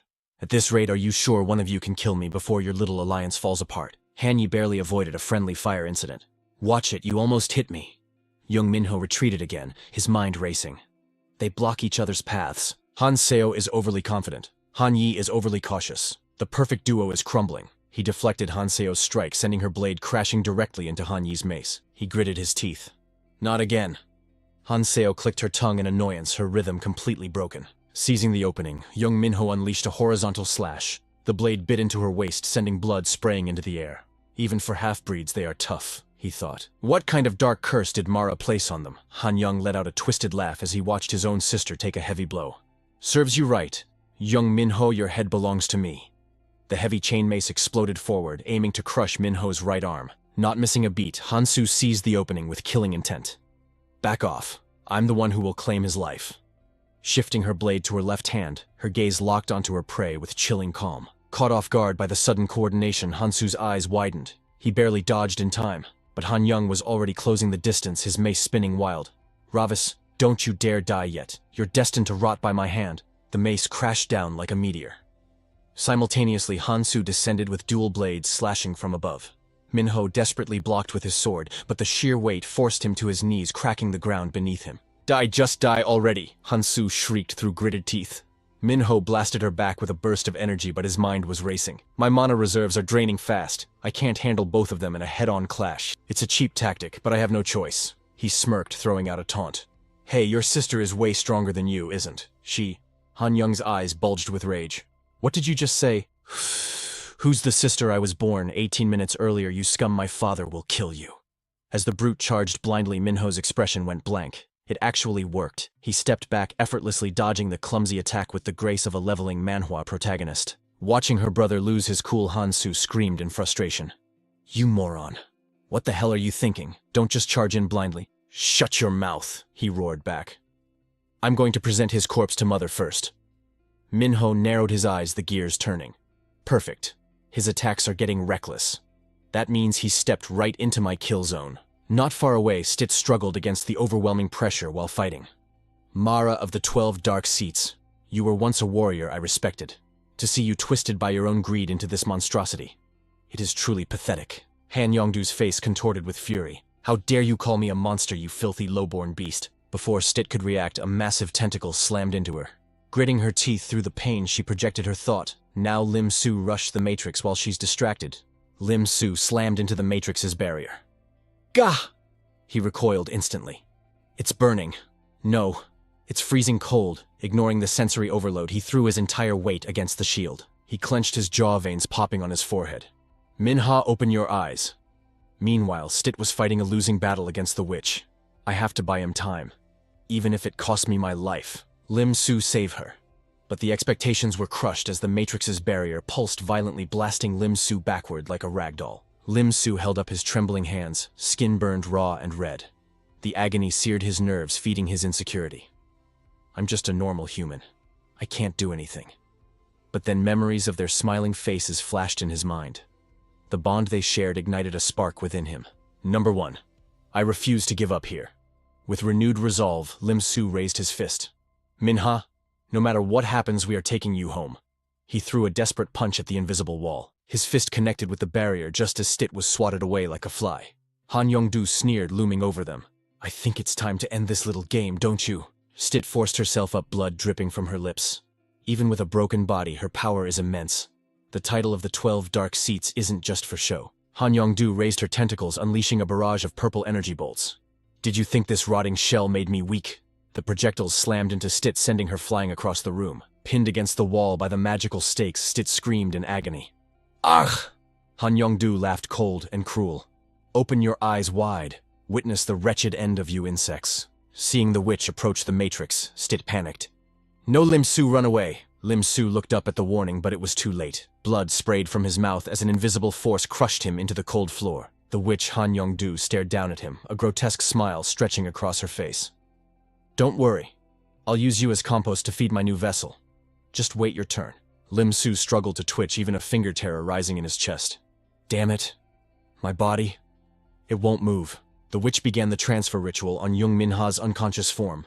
I've wasted enough time on this trash. Her voice rose in a chaotic chant. I swear upon the blade that severs the soul, O moon of the covenant, I willingly cast aside this decaying flesh. Let the flames of avarice burn through the bloodline. Tear open the gates of the heart and grant me a new life. Her eyes erupted with a sinister light as she shrieked, O darkness, hear my command. The pact is sealed. At that moment, Jung Min-ho sensed the shift in mana. No! Panic seized him. Where did that blood-red blade come from? His gaze turned icy, the look of a killer. With a roar, he unleashed a devastating slash at the twins. The shockwave of the blade alone was enough to stagger them, draining their stamina instantly. Han Young yelled, "Stop it, pull back." But Hansu was blinded by bloodlust. No way I'm going to be the one to kill him. Suddenly, magical tendrils erupted from the shadows, wrapping tight around Han Young's body like a serpent. Before he could scream, an invisible force yanked him backward. Heavy tape slammed over his mouth, silencing him as he was dragged into the pitch-black corner of the room. Emerging from the dark, Jin Jae-hee held him captive, her voice dripping with obsession. "How dare you insects try to hurt our beloved Ravis Appa?" Meanwhile, a torrent of vile slime began to pour from the witch. The black sludge erupted from Meravelius's mouth, flowing directly into Jung Min-ho's lips like a living nightmare. Min-ho's body convulsed as it absorbed the foul essence. She let out a soft gasp, the liquid pulsing through her veins. Suddenly her eyes snapped open, but it wasn't Min-ho anymore. She stood up with unnatural grace. "Finally, I have obtained the perfect vessel." The witch's old withered corpse collapsed to the floor like a discarded puppet. The new entity raised her arms, admiring the youthful skin. This fresh flesh. This power.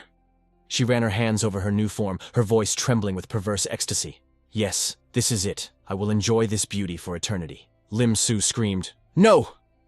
Stit's cry of despair echoed through the hall. Distracted by the horror, Min-ho lost focus. Hansu seized the moment. "Where are you looking during a fight?" Min-ho cursed under his breath. Damn it, I was too late from the shadows. Jin Jae-hee watched him with hearts in her eyes. "Ah, Ravis Appa, those angry lips. Even your new look is dangerously seductive." Min-ho was forced to block the incoming blade with his bare arm. Jin Jae-hee ducked behind a wall, slapping her cheeks. "Get a grip, Jin Jae-hee, Ravis Appa is in mortal danger." She bit her lip torn. "But if I jump in now, Appa will see me in this state." She squealed, burying her face in her hands. "Just imagining his gaze makes me blush, but I can't just stand here and watch him get hurt. What should I do?" While she hesitated, Han Young managed to crawl out from the corner. Hansu finally noticed her brother's battered state. "Han Young, who did this to you?" Min-ho's eyes flashed. "There's my opening."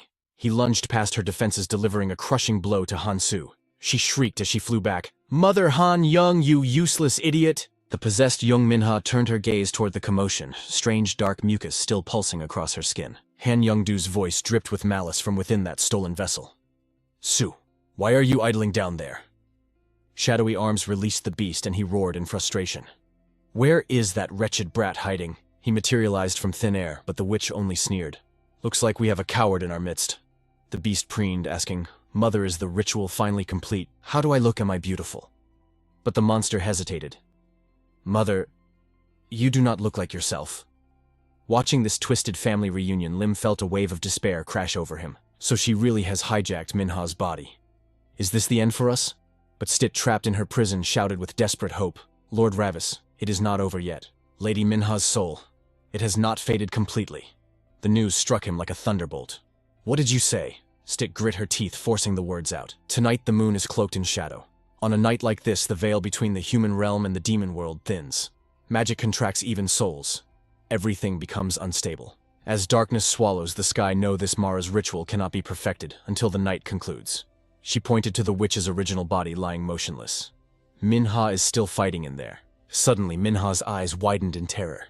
She thrashed against her own limbs, screaming for salvation. "Brother Min-ho, my body. It is moving on its own. Save me." The main character froze, his heart wavering. Was that truly her soul? But then, a grotesque laugh ripped from her throat. Meravelius smirked, basking in his confusion. "How amusing. Well, do I not sound exactly like your precious Min-ho?" Fury ignited in his eyes. "You dare mock me with her voice?" The witch waved her hand dismissively. "Su, I am bored. Slaughter them all." The beast went berserk, charging with bloodlust, his voice booming. "Yes, mother. We will tear them apart. I will find that little rat from earlier and crush him into dust." The protagonist swung his blade in a frenzy of steel and rage, but doubt crept in. To think I struggle against these low-tier trash. What a humiliation. Meanwhile, the witch laughed maniacally. "You have waited long enough. It is time for a feast to restore my power. Now, whose soul shall I devour first?" Fear flickered in Lim's eyes. Suddenly, a strange object clattered to the floor, catching the witch off guard. "What is this trash?" She stared at the sphere. Abruptly, a miniature puppet sprang forth, fixing its cold mechanical gaze upon her. The witch actually flinched. Even the main character was stunned. Thick, murky smoke exploded, filling the room. Meravelius gagged. "What is this foul stench?" A shadow moved with godlike speed. It was Jin Jae-hee. She dashed towards Stit, dual iron rods flashing in her grip. In a blur of motion, she fused massive mechanical gauntlets onto Stit's arms.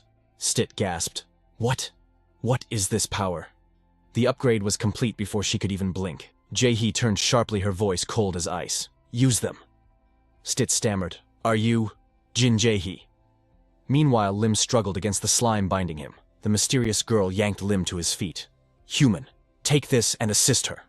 Lim's mind reeled, stuttering. Who are you? She vanished like a ghost, leaving a weapon hovering in the air.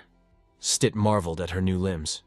These gauntlets, they are reinforced with demon world energy. How does a human possess such artifact-grade gear? Lim was equally baffled. What is this? Why did she entrust this weapon to me? He examined the firearm as pink mist swirled around him. Suddenly pain spiked through his skull. He screamed, losing control of his own senses. My head, it feels like it is splitting open. My heart is hammering.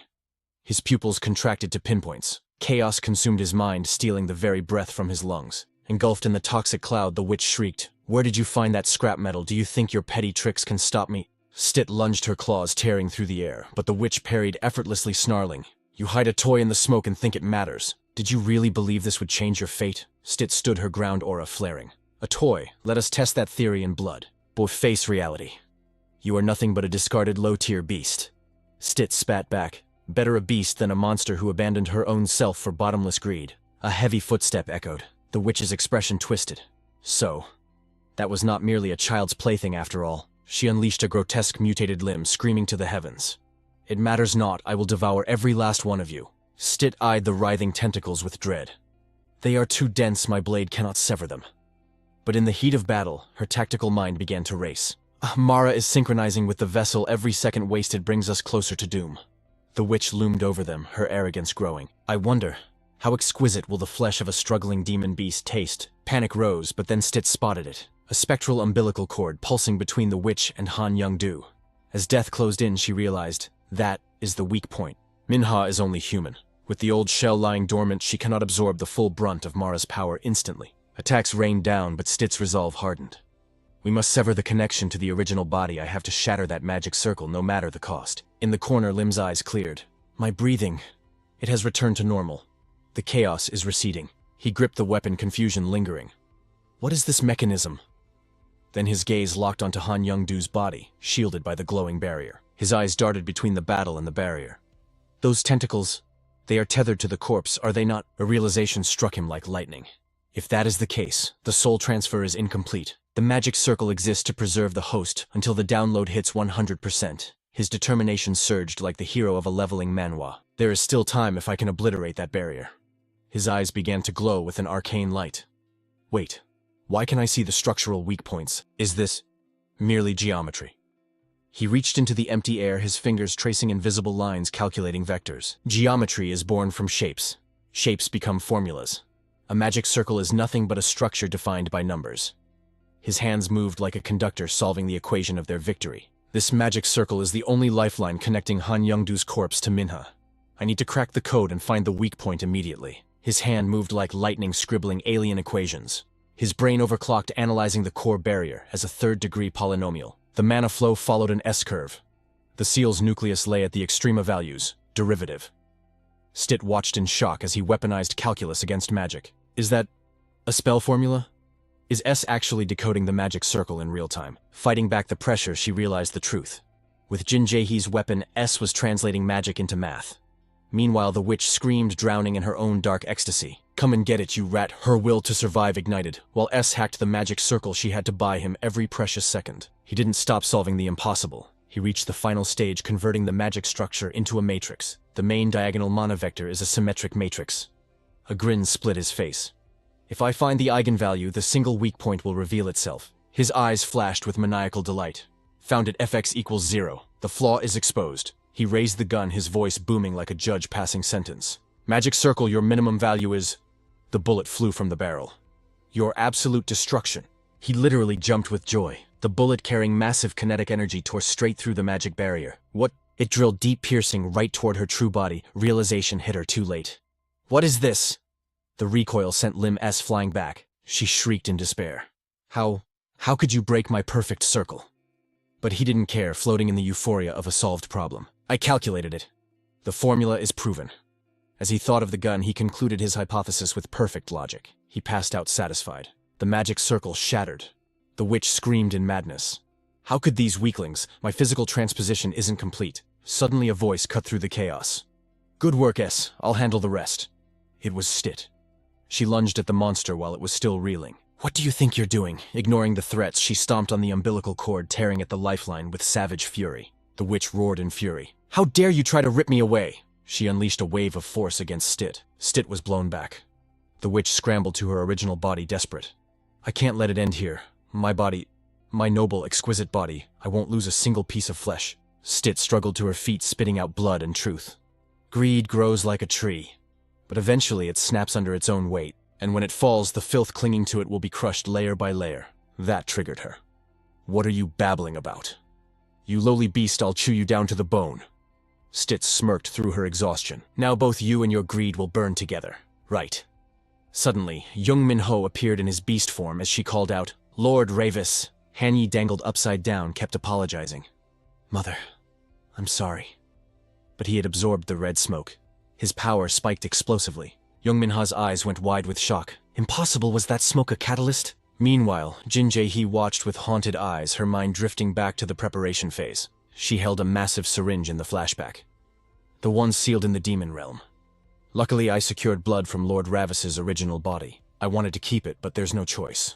She injected the special serum into his new vessel. If he absorbs his original blood, his true power will return. So Lord Ravis, accept my gift and shake the world once more. Back in the present, Jung Min-ho no Ravis widened his gloomy eyes. It's been ages since I felt this refreshed. Jung Min-ho screamed in agitation.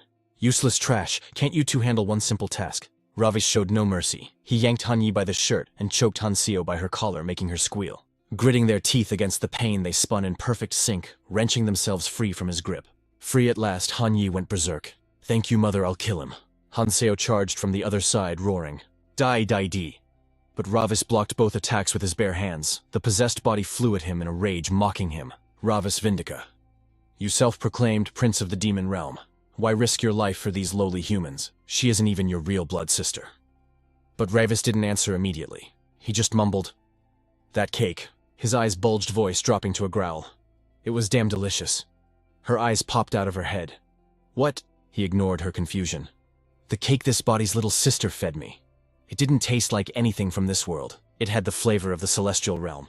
The possessed enemy scoffed, annoyed. What are you raving about? You're a demon? Why talk about heaven? But Ravis was deadly serious. Have you two ever fed each other cake? Hanseo barked rudely. Are you insane? If we did, we'd smash it in each other's faces. Ravis kept attacking, his voice bored. Is that so? In a split second, he slashed a clean line across her throat. Blood sprayed from the deep cut, splattering Ravis's face. Without hesitation, he licked the crimson droplets from his lips. But the moment he tasted it, his eyes went wide.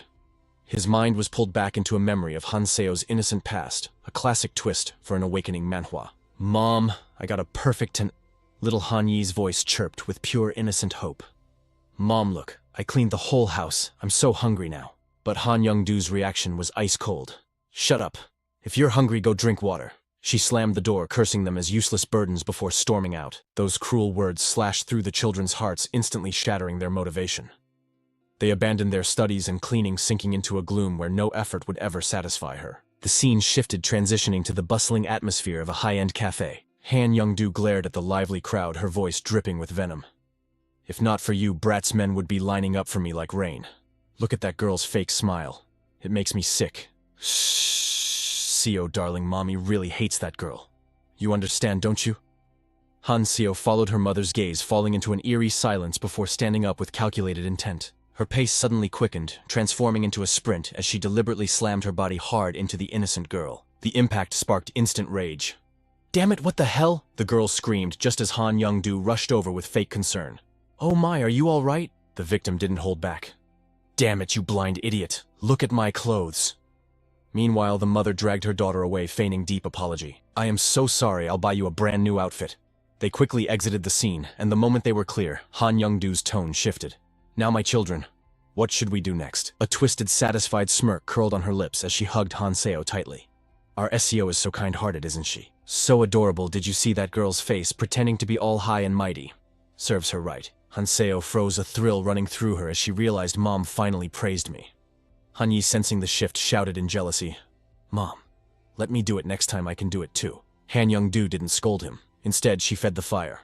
Okay, you can try it next time, my dear." Hanseo stared at her mother's satisfied face, cementing a dark logic in her mind. If I torture the people Mom envies, she will praise me. That thought festered until adulthood. Standing over a battered woman, Hanseo realized that if she beat the people her mother hated, Han Young-do would smile, and the praise poured in. "Oh, how is Yi so good at this? You really do everything Mommy says, don't you?" Even as blood dripped from her blade, Hanseo simply replied, "Yes." Standing over the corpse, she whispered softly, "I do whatever Mother commands." The mother, delighted, cupped her daughter's blood-splattered face. "So cute, you can kill again next time, right, Mommy's precious girl?" Hanseo answered gently, "Yes, I will. If I kill the people you order me to." Hanseo rested her head on her mother's chest, her mind chanting a single mantra, "Mom will love me." A smile of genuine twisted happiness bloomed on her face. Back in the present, Jung Min-ho scoffed after reading those memories, realizing this was a classic tragic backstory for an awakening manhwa villain. You really raised these kids well. But Hanseo was already charging at him in a frenzy. Die, like I said, just die. From the other side, Han Yi screamed with equal madness, "I'll kill him, I'm going to kill him first." The possessed Jung Min-ho roared from the sidelines, fueling their bloodlust. "That's right. Kill him, get that bastard out of my sight immediately." Jung Min-ho swung his sword, his mind calm amidst the chaos. Truly, the nature of these demons is despicable. Despite fighting two at once, he dominated the flow of battle. Suddenly, Jung Min-ho's eyes widened, radiating a savage energy. "I acknowledge you. You are demons worthy of dying by my hand." Recognizing the shift in his aura, Hanseo froze in shock. His eyes, they've changed. Her teeth clenched instinctively as dread set in. An illusion of the beast of the battlefield, his uncle overlapped with him, terrifying the possessed Minha. Meanwhile, Han Yi took a critical hit, screaming in agony. "Damn it, my hand!" Instead of helping, Hanseo mocked him cold-heartedly. "You idiot! You should have been more careful." Jung Min-ho lunged forward, exposing their fracture. "You're worried because he's your brother, right?" But Han Yi screamed from behind, blaming her entirely. "It's all your fault, Hanseo, you trash. You should have done your job properly." Even while clashing with the MC, she glared back in disbelief. "What did you just say?" Han Yi lost all reason, shrieking like a banshee. "Kill him. Kill that bastard right now, or I'll kill you first." Hanseo froze, betrayed. "You... really?" Jung Min-ho seized the opening, leaping into the air with his blade raised. "That's right. Keep fighting amongst yourselves, you morons." Hanseo's eyes widened in surprise, but her body moved with ruthless efficiency to grab her brother. "Mat." Huh. As the MC's sword descended, Hanseo pulled Han Yi in front of her, using him as a human shield to absorb the fatal strike. Han Yi collapsed, a guttural roar tearing from his throat.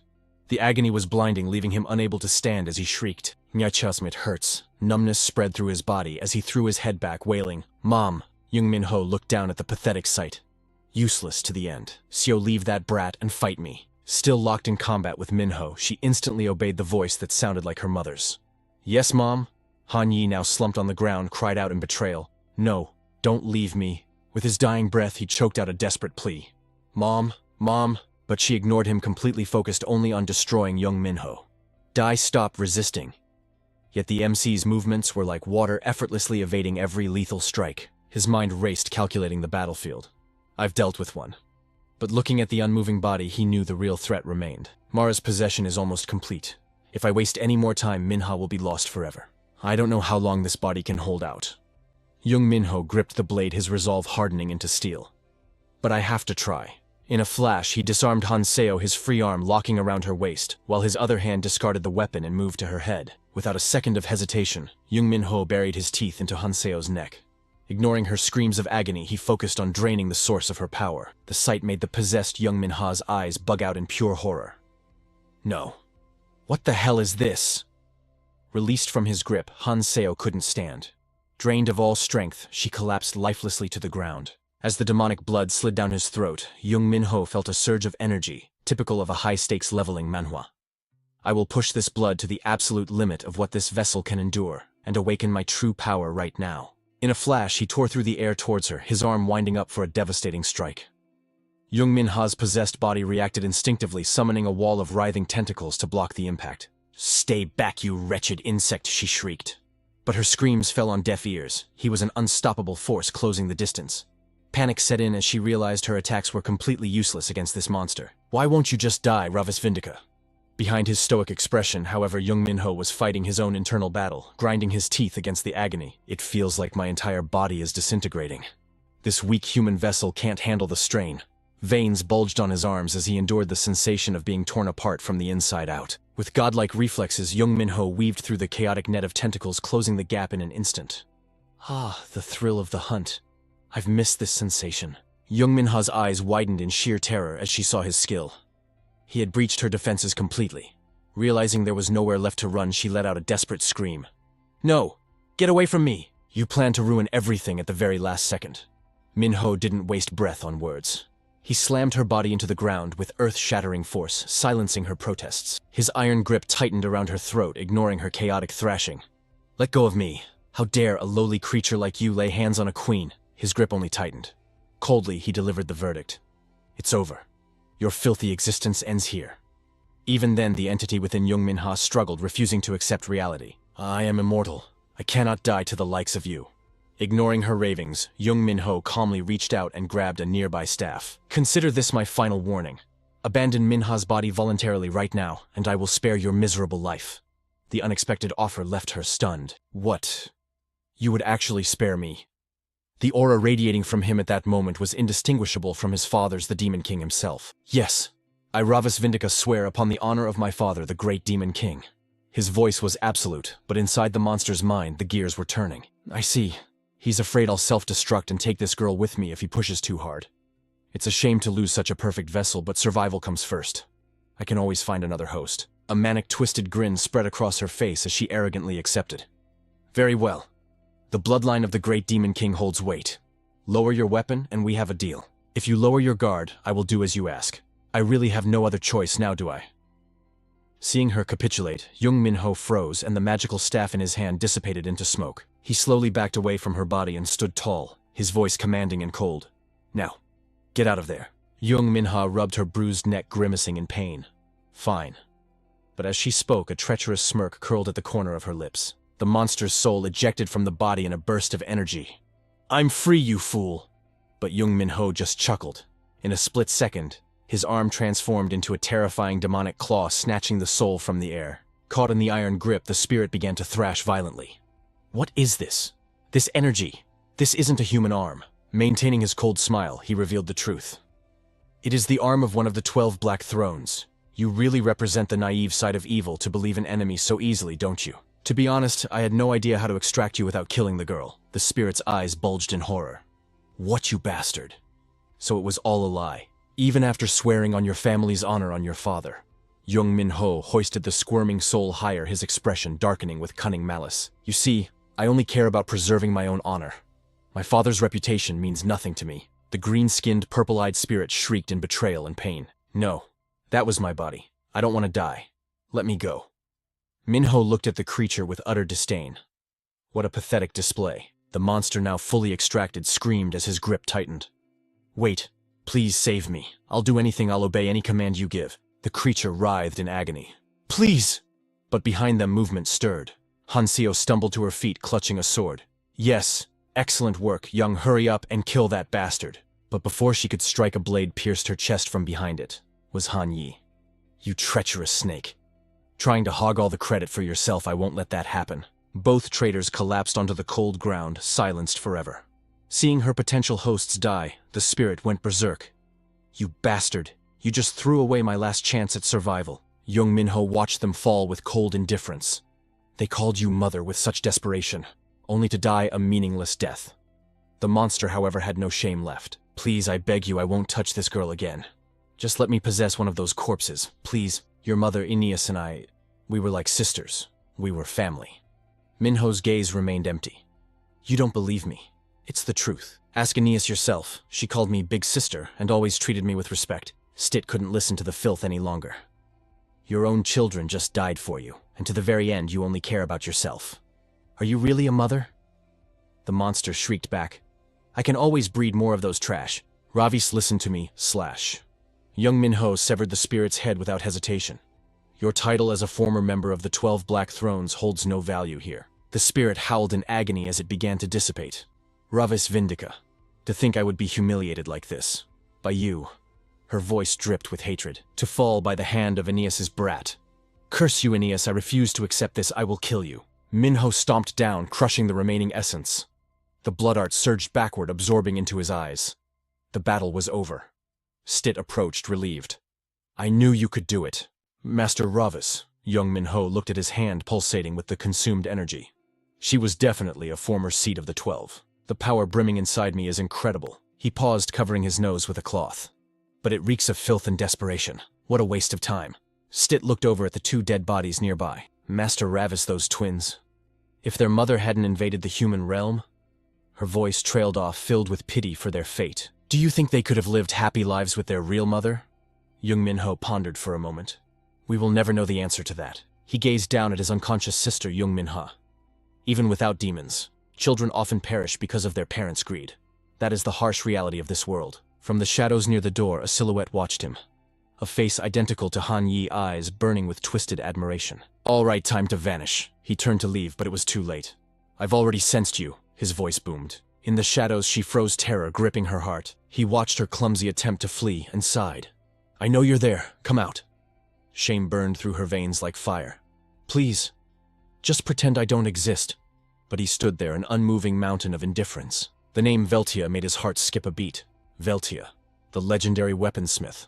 A direct descendant of the demon realm's most ancient clan. Disbelief washed over him as he stared. The youngest daughter of the Imtano bloodline, the genius blacksmith born only once every 3,000 years. Is this girl? His gaze sharpened into a blade. Why have you stalked me all the way here? She flinched, stammering out a desperate excuse. Stalking you? No, never. Vane told me to. He said I was a gift for you. Sir, surprise delivered, I'm leaving now. She turned to Fleatail tucked between her legs. He watched her retreat, utterly bewildered. Of all the noble ladies, she was the most arrogant. The one known for clinging to Master Ravis like a possessive shadow. But that face... that is definitely Jin's face, isn't it? Jung Min-ho gritted his teeth, fury bubbling up. Why would he do this? Vane, did you shove Veltia's soul into Jin's body? His eyes went cold, murderous intent leaking out. This awakening Manhwa scenario just got complicated. Jung Min-ho crossed his arms, silently cursing the demon. Oh, Vane, you wretched bastard. The moment I return to hell, you will be my slave. I will make you suffer. Yet a twisted amusement danced in his eyes. How long is the contract? He asked the void. Forever. Meanwhile, in a realm far away, Vane sat enjoying high tea, flanked by Aeneas and Bacca. Bacca smirked, swirling his tea. Surprised. Thinking of blood-sucking? He really is my nephew. Aeneas sighed, heart-stricken. How cruel. And then what did Ravis do next? He spoke with twisted admiration. Rumor has it, using his vampiric might, he severed her tentacles and crushed her skull beneath his heel. Bacca laughed, a sound like grinding bones. Oh my, it's too gruesome to recount. Poor little sister of mine. His face hardened instantly. Aeneas, if you're going to love, do it properly. Don't just pay lip service, she nodded. True. I like that advice. But leave Ravis out of your games. Her eyes flashed with dangerous light. You handled that girl well enough. But I haven't known a day of peace since my son went to the human realm. Bacca deflected, pointing at her cup. Isn't that tea from the prestigious George family? I've been drinking this for ages.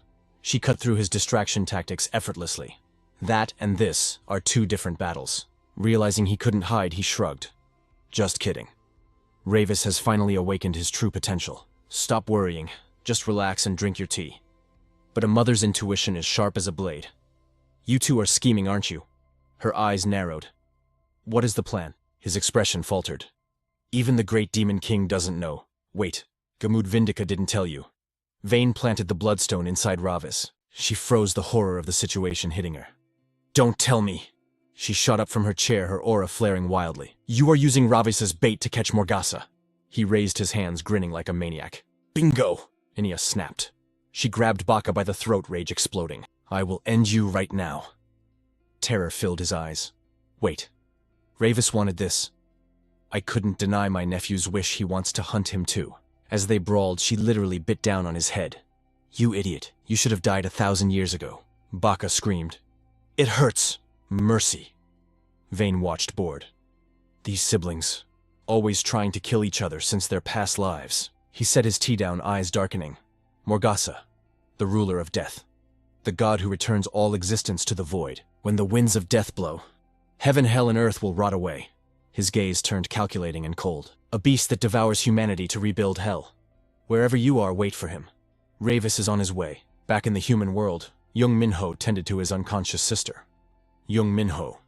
The debt of flesh is paid. His mother rushed in panic in her eyes. She was training. Why is she unconscious? Behind her, Jung Tae-seok and his lackeys entered. Sir. Min-ho, what happened? He lied smoothly. An accident in the training room. Jung Tae-seok exploded like a volcano. You useless piece of trash. She is a future idol. Jung Min-ho, did you sabotage her? Are you plotting to ruin me? His venomous words sparked a fire in her. How can you say that? We both opposed her becoming an idol. He lost all reason screaming about himself. When she's online, the comments praise me. Are you trying to tarnish my image? He turned to his subordinate, eyes wild with greed. Kim, get the camera, film Minha now. I'll claim she was sexually harassed. He grinned like a hyena. Sympathy views will skyrocket. It's perfect. Isn't my genius terrifying? Jung Min-ho felt something snap inside. He looked at the man, no the insect before him. His voice dropped to absolute zero. Before Min-ho could speak, his mother screamed. Enough. Do you even see your daughter? He sneered. What? She unloaded years of pain. I thought you were a savior. But when my husband died, you stole everything. You used my family's connections for your campaign. Tears streamed down her face. And now you use Minha too. I can't take it anymore. He waved her off, arrogant to the core. I took in a beggar woman and her 2 brats. Did you forget your father begged me to watch over you? He roared, victimizing himself. Now you want to kick me out, ungrateful wretch? Jung Min-ho stared at the waste of space. Every word you speak reeks of rot. You don't deserve to be called human. His patience shattered completely. I have reached the limit of my patience with this insolence. Although she could not take a life within the human realm, the restraint in her eyes vanished as she declared, but snapping 1 or 2 of your bones is a different story. Silence, you piece of filth. The insult struck him like a physical blow. Shock washed over him, quickly replaced by a boiling tide of rage. What did you say? You dare try to silence me? She glared at Jung Tae-seok, her eyes burning with pure hatred. I swallowed my pride solely for the sake of the children. I fought to ensure they would not have to suffer the loss of a father for a second time. You are nothing but a wretched hypocrite. Was all of this just to maintain your precious public image? Don't make me laugh. Blue veins began to throb dangerously on Jung Tae-seok's forehead as his anger peaked. Have you lost your mind? He roared. She placed a hand over her heart, allowing her vengeance to fuel her strength, and declared, Listen well. I am no longer here to serve as your puppet or your pawn. Her unwavering gaze pierced through his ego, making him seethe with bitterness. From this moment on, I will be the hand that tightens the noose around your neck. Watching this unfold, the protagonist had to reevaluate everything he thought he knew. I once believed she was just a fragile human. The main character thought the scene overlaying with memories of his own mother. Meanwhile, Jung Tae-seok exploded into a frenzy. What is this? Who do you think you are to defy me? The scene shifted to a massive, imposing facility in the Middle East. A large, dark-skinned man was on his knees, pleading desperately. What are you doing? I beg you, stop. Do not press that launch button. The figure cloaked in shadows remained indifferent to the pleas. Why is this not functioning? The man continued his frantic warnings. If you launch that, thousands of innocent civilians will be wiped out. The words fell on deaf ears. With a cold, detached expression, the intruder pressed the button anyway. Isn't that exactly what you people intended to happen? A holographic screen materialized as the room plunged into an emergency red light, a classic scene from a system manhwa. Warning. Missile launch sequence initiated. The man let out a scream of utter despair. Oh God, no. Why would you do this? What exactly are you? The figure replied calmly. I am a demon. The man stammered in confusion. Wait, what did you just say? He turned back, his expression so devoid of emotion it sent shivers down the spine. Go to the launch site. Tell them that this act was executed by Morgus.